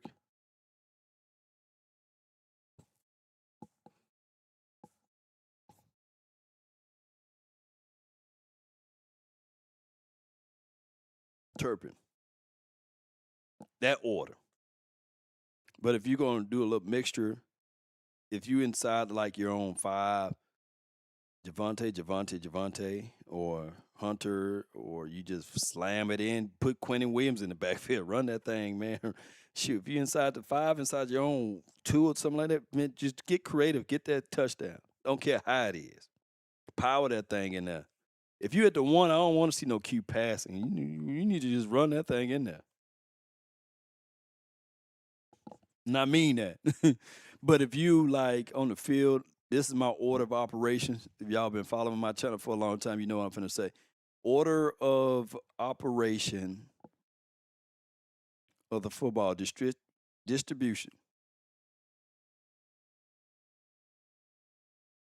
Depending on who you play, CD, GP, CD. That's interchangeable. Your third guy on that list. Boy, my phone picking up Siri. Your third guy on that list should be, and I'm talking about just passing the ball, a tight end with a span for Triggs. I want to get our offense going. You know what I mean? And if you really want to pose your will on stuff, man, I need to see a wheel route from Cavante Turpin. Put him on a wheel. Put him in motion. Send him. There's Turpin wears number 9. I've been begging for a 9 route with Turpin at least once a quarter. I will settle Shoddy for 2 times in a game at least, man. But you can't wait to the 3rd and 4th quarter. Damn it. If you got Cavante Turpin, you got to send him on a 9 at least in the first quarter. At least one time. You got 15 minutes. You can send him on a 9 route at least one time. Why? You don't even have to throw him the ball. You just got to show the threat that this kid is a 4-3 monster. A little bit at 9. You can put him inside, outside. Just put him on a vert and just send him. Tell him to run as fast as he can. And what that would do is that when they see that number 9 out there on that field, they be sitting like, you got to get deeper than the deepest. It's going to hold at least 1 or 2 guys. And even if you overthrow them, that makes the defense play a little bit honest. So if everything condenses and everything kind of tense, put 9 out there, tell them go just run as fast as your little legs can take you, and I'm just going to throw it like a Hail Mary, and I'm going to make everybody play honest. So they're going to put that threat out there. That's all I'm asking. Let me know if I'm wrong, ladies and gentlemen. When you see a snake on the ground, I'm not calling him a snake. When you see a snake on the ground, you ain't finna sit there and say, Well, let me just see if it's poison or not. Let me reach my hand out. I think that color stripes, they got some snakes with the color stripes out there, and you don't know whether or not it's poisonous or not. And you sitting there like, man, I just know it's a snake, man. You know what I'm saying? I ain't finna reach around there and play with it like it's cute and cuddly. When you see a spider, you know that spider, especially if it be a little furry, little big spider. You ain't finna sit there and say, "Oh man, that kind not poisonous." Nah, your first initial thing is, "Man, that's a poisonous ass spider. I'm not finna put my raw hand out there to pick it up. Mm-mm. Where my shoe at? Yeah." Y'all know I'm telling the truth. Y'all done killed many. There's people watching this show right now. Peter, close your eyes and close your ears.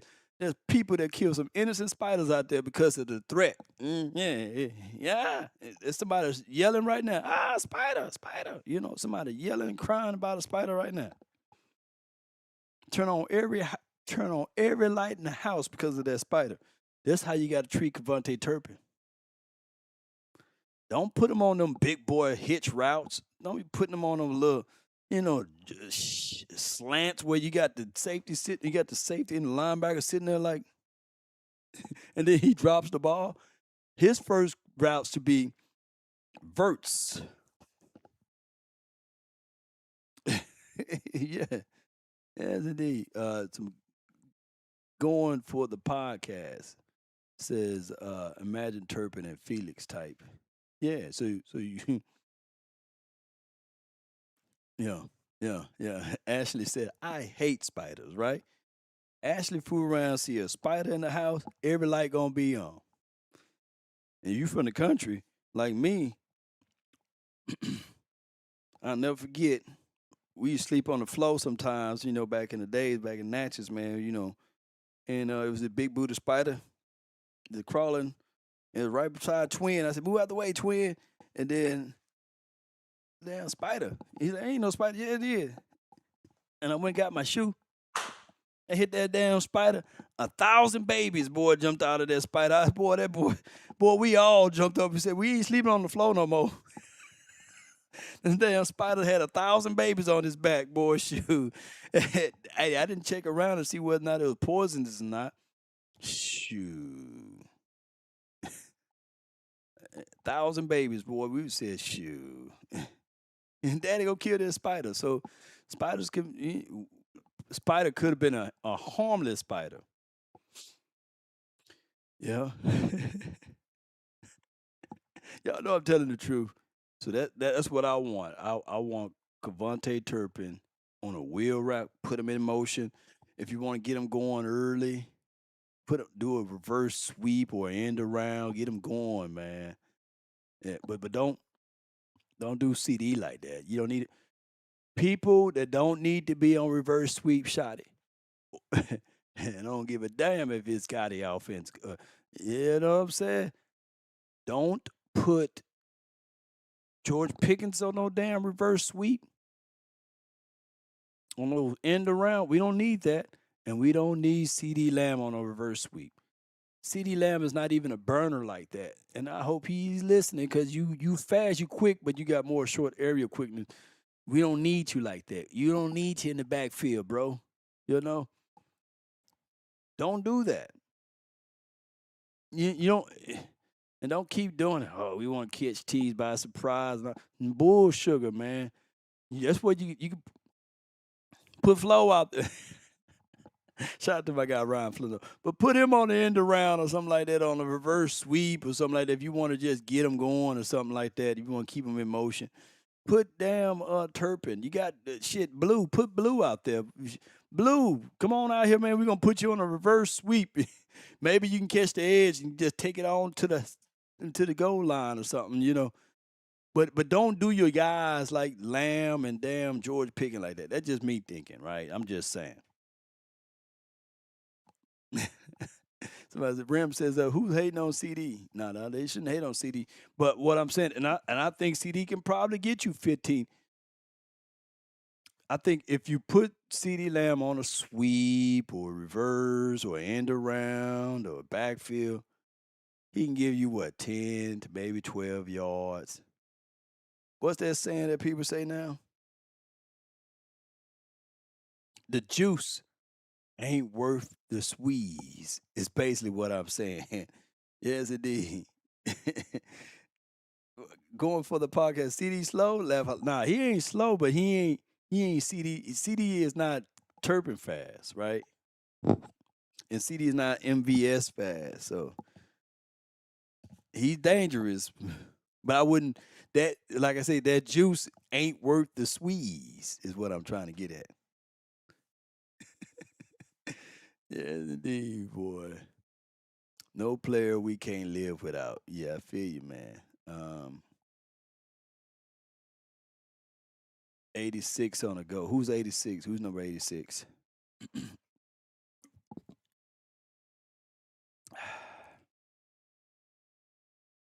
Y'all think I'm about to tap out? Let me give y'all to the top of the hour then. Let me give y'all to the top of the hour. That voice getting deep now. My boy JSN got the same 40 time, and he's a whole. I don't know what he's saying.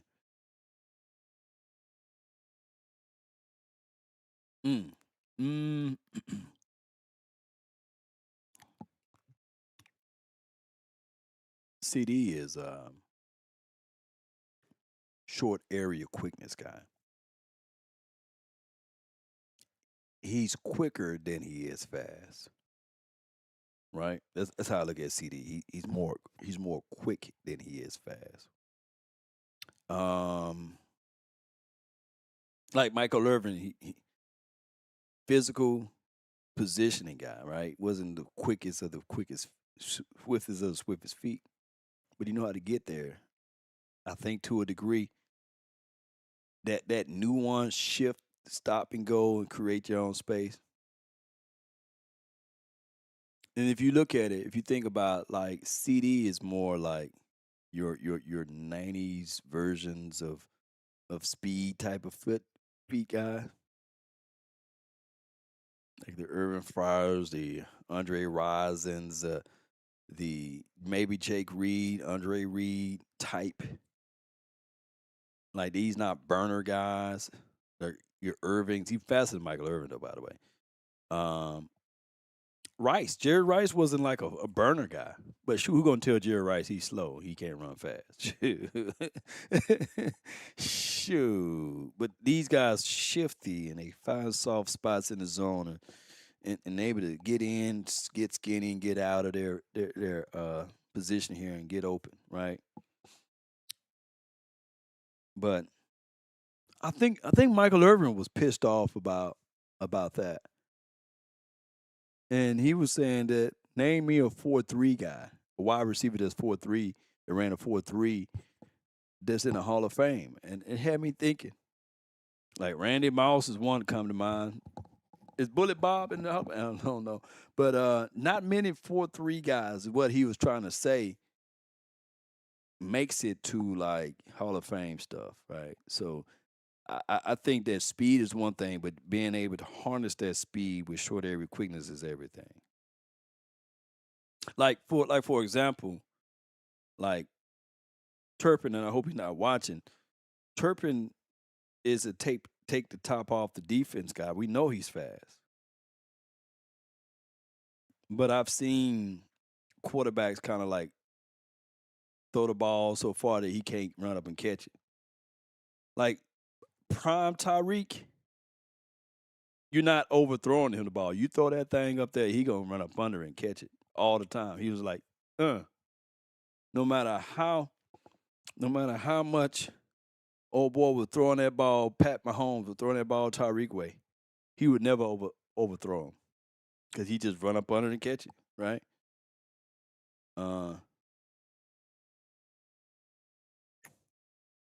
Michael Irvin, Aikman and Irvin D-ball. Alvin Harper was the guy. Yeah, overhyped that guy. We didn't see Pickens make MFers look foolish. Yeah. Pickett's dope. Pickett's dope with it. Yeah. He's been like that since college. This is from DTP. Appreciate you.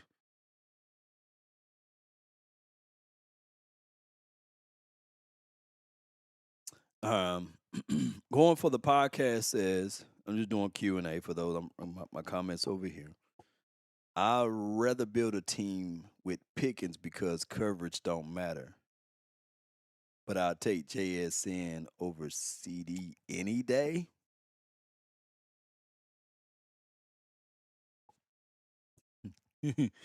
Wait. That, did I read that right? It's getting late, man. I must be reading wrong. Like I like JSN. I like JSN. Man, he ain't on CD level yet. He have yet to ascend. Yeah. Yeah, he's like the I'm watching this comic. Is it bulky? Like he's bulky and CD is like the dad, you know what I'm saying? Right now, so he making, bruise him up a little bit. But I like JSN. JSN was just he was in his groove last year, man. Kind of like if I could take the Cowboys goggles off,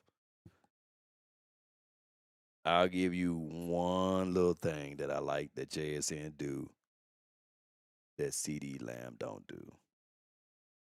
And that's that soaking in. And that's that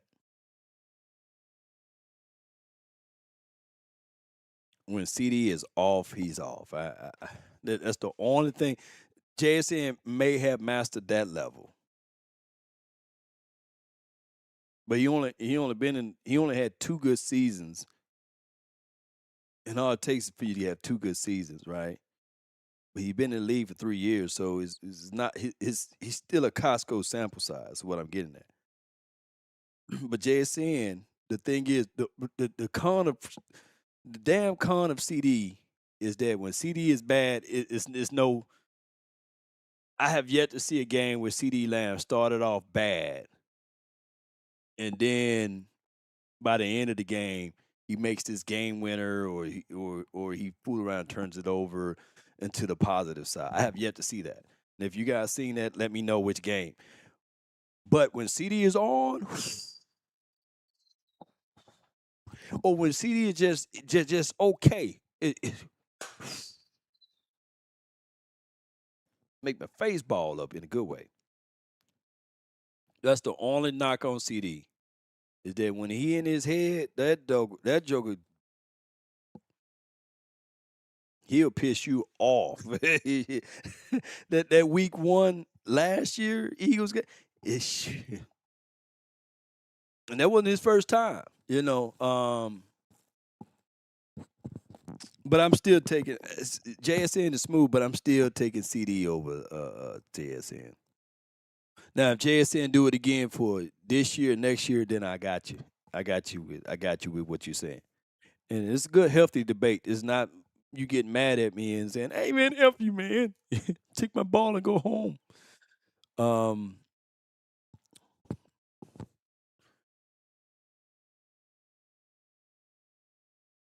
Yeah. So CD is I like CD. D says CD gets emotional. Yeah. I think it's just concentration to get wiry because he's such a perfectionist. He wanna like I was listening in to top 100 NFL top 100s, and they ranked CD 55. I don't know where GP is at on that list yet, and I don't know if they still doing it. But I just hear how like the other players break it down. Like he got to have like the jewelry, he got to have like the socks and the swag and all of this stuff. You got to have his hair unique with the different color on his tips of his braids and all this stuff for locks. And I get all of that with the grill and everything. But what I don't like is that he needs that. That's the one thing too. I don't like shit, dog. You don't need all of that. Man, put some mud on your goddamn face and get gritty with that stuff, man. You be like, man, I'm finna catch this stuff. I'm finna these brothers up out here, man. That's the dog that we like, and that's the dog you get from GP. Like GP, that joker go out there with that C4 hair, man. No, didn't pick it, didn't comb it. You know, probably didn't brush his teeth that morning, and he gonna be like catching stuff like Spider-Man out there and running over you and then so yeah. Just two different approaches to things. That's how we gotta look at that. That's how we gotta look at that. Because at the end of the day, we need that balance, and you get that from those two. Mm-hmm.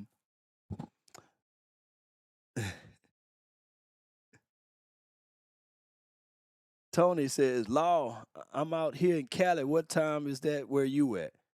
It's 1:56 where y'all at. It's finna be 12 o'clock where I'm at. I told you I'm gonna get y'all to the top of the hour. Y'all get what I'm saying. I ain't taking no shots at CD and or George Pickens because of his hair and stuff like that. George Pickens gonna see me like, man, I saw you last night, man, talking about me. Cause I know I want everybody news feed in this town. Before I go, I'm trying to savor Raising Canaan because I haven't seen the last episode. They said Marvin passed away. R.I.P. to Marvin, man. So I gotta watch it. I hate Instagram for telling me that. I'm like, dang, boy, everybody dying on Raising Cane. Raising Canes over there, man. Shoot.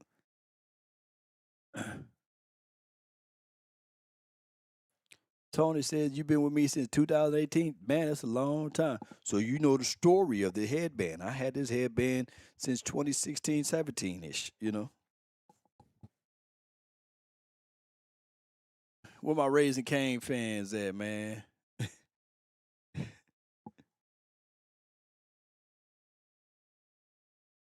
Jukebox. R.I.P. They did Marv. I gotta go watch it, man. Mm-hmm.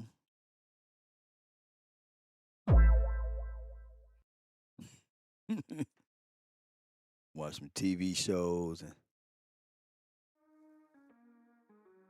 y'all know how it goes. I don't know if I got I don't know if I got my outro music on here. Let me see if I got it in here. The sounds of soft souls, hits and oldies.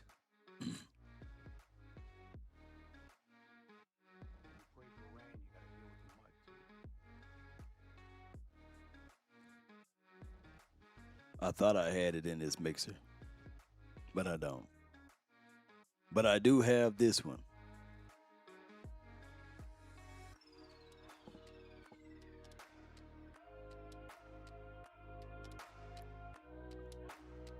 Y'all love that. That's my intro right there, man.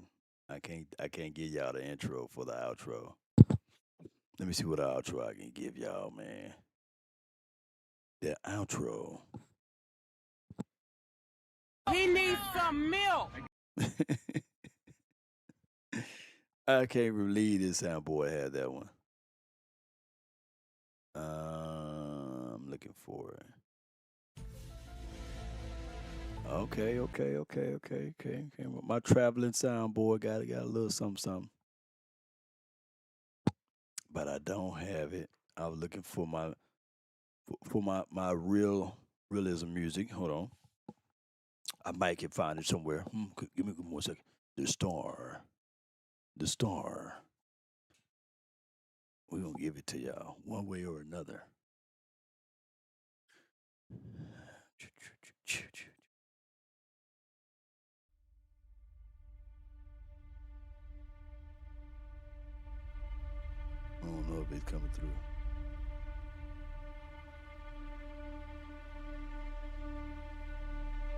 through. Yeah.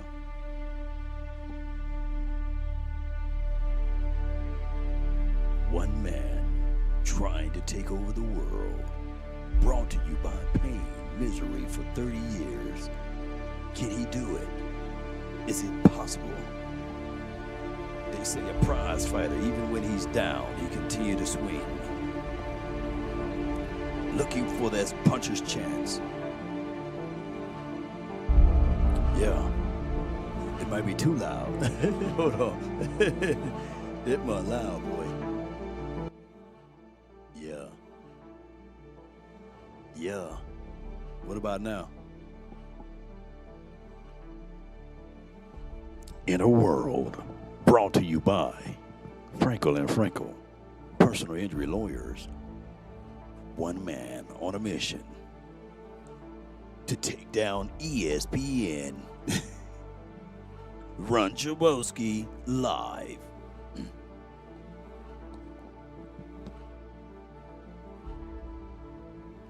Think it's not strange. The path of the righteous man is beset on all sides by the iniquities of the selfish and the tyranny of evil man. But blessed is he that cometh in the name of charity and goodwill. Okay. Out of the nights that cover me, black as a pit from pole to pole. No, not that one.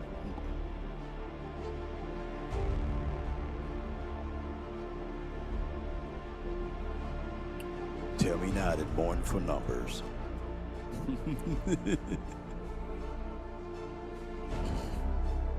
Life, liberty, pursuit of happiness, all begins with the simple step of walking out into the authorities of the greatness of your own mind. And it's right, Ashley. And God stepped out on space. And he looked around and said, I'm lonely. I'll make me a world.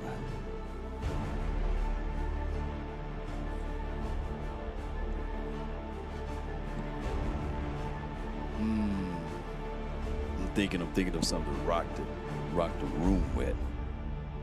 Let the marinations of the seasons of the heart and mind, hoping that we can find a place that we can be at in time to rewind to this spot right here, that we've been here for over 30 years, trying to gain the presence of the Cowboys' legacy and beyond. Here at these places, wrestling the thoughts of can we do it? Well, there is a coach named C to the P that said Super Bowl when he called J to the T.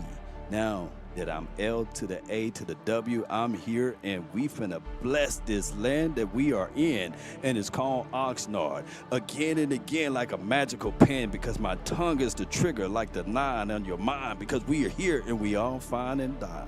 As we begin to call this place home, back to the greatness and the goodness and the glory of the time. I think it's not strange that we are thrown into the fiery furnaces of the life and liberties of the world that we live in. That we're not alone. We're not by ourselves. We are here, standing tall or not at all. You know, they spit upon us, they laugh us, they mock at us, they talk bad about us in our face. What we gonna do to get out of this place? We got to keep fighting. They say that prize fighter continue to swing even when he's down, knowing that he's got a puncher's chance at this. You never know. That person may have a weak jaw, a weak face. So all it takes is one punch. And if you can't land it there, hit them in the gut, they'll drop to their knees. Huh? So what about the determination? What about your heart, soul, and sinew in time? When you're up against the struggles, meet it squarely face to face. Lift your chin, set your shoulders, plant your feet and take a brace. When it's vain to try to dodge it, do the best that you can do. You may fail, you may conquer, See it through. Black may be the clouds about you and your future may seem grim, but don't let your nerve desert you. Keep yourself in fighting trim. If worse is bound to happen in spite of all that you do, remember, running from it will not save you. See it through. Even hope may seem but futile. Then with troubles may be beset, but remember, you're facing what other legends have met. Roger Staubach, Emmitt Smith, Troy Aikman. So keep your head high all the way through the finish. See this through and continue to fight. That's been my time. I really thank you all for yours. And remember, you're listening to nothing but the best. Go Cowboys. I'm about one love, baby. Now, give me my music on my way out. Come on with it. Come on, where you at? Not the one who made the rules, right? Do it, left, do it, right, do it, left, do it, right, do it. Yeah. I ran up a check, I might do it again. Enemies close, had me thinking they're friends. 10 toes down, I'll be free until the end. Crib outside the city, I don't feel safe in my hands. Took so many years, I'm just waiting for the wins. I'm in debt to no one but the one who took my sins. I do it for real, there's no reason to pretend. If I do it once, I do it again. Add it up, bankroll, euro, peso, add it up, I'm just doing me, everything is on me, oh, you matter what. Add it up, bankroll, euro, Yeah. peso, Come on. add it up, I'm just doing me, everything is on me, oh, you matter what. Add it up, told her if it's all me, everything is on me, gon' back it up. Matter what, told you I'ma do me, why you hating on me, it's not adding up. I do roll like a Mack truck, country heart, I might cop a farm and go act up. Lot of scars, I was cold-hearted, now I'm back up. Keep it real, I do this once a month, I don't rap much.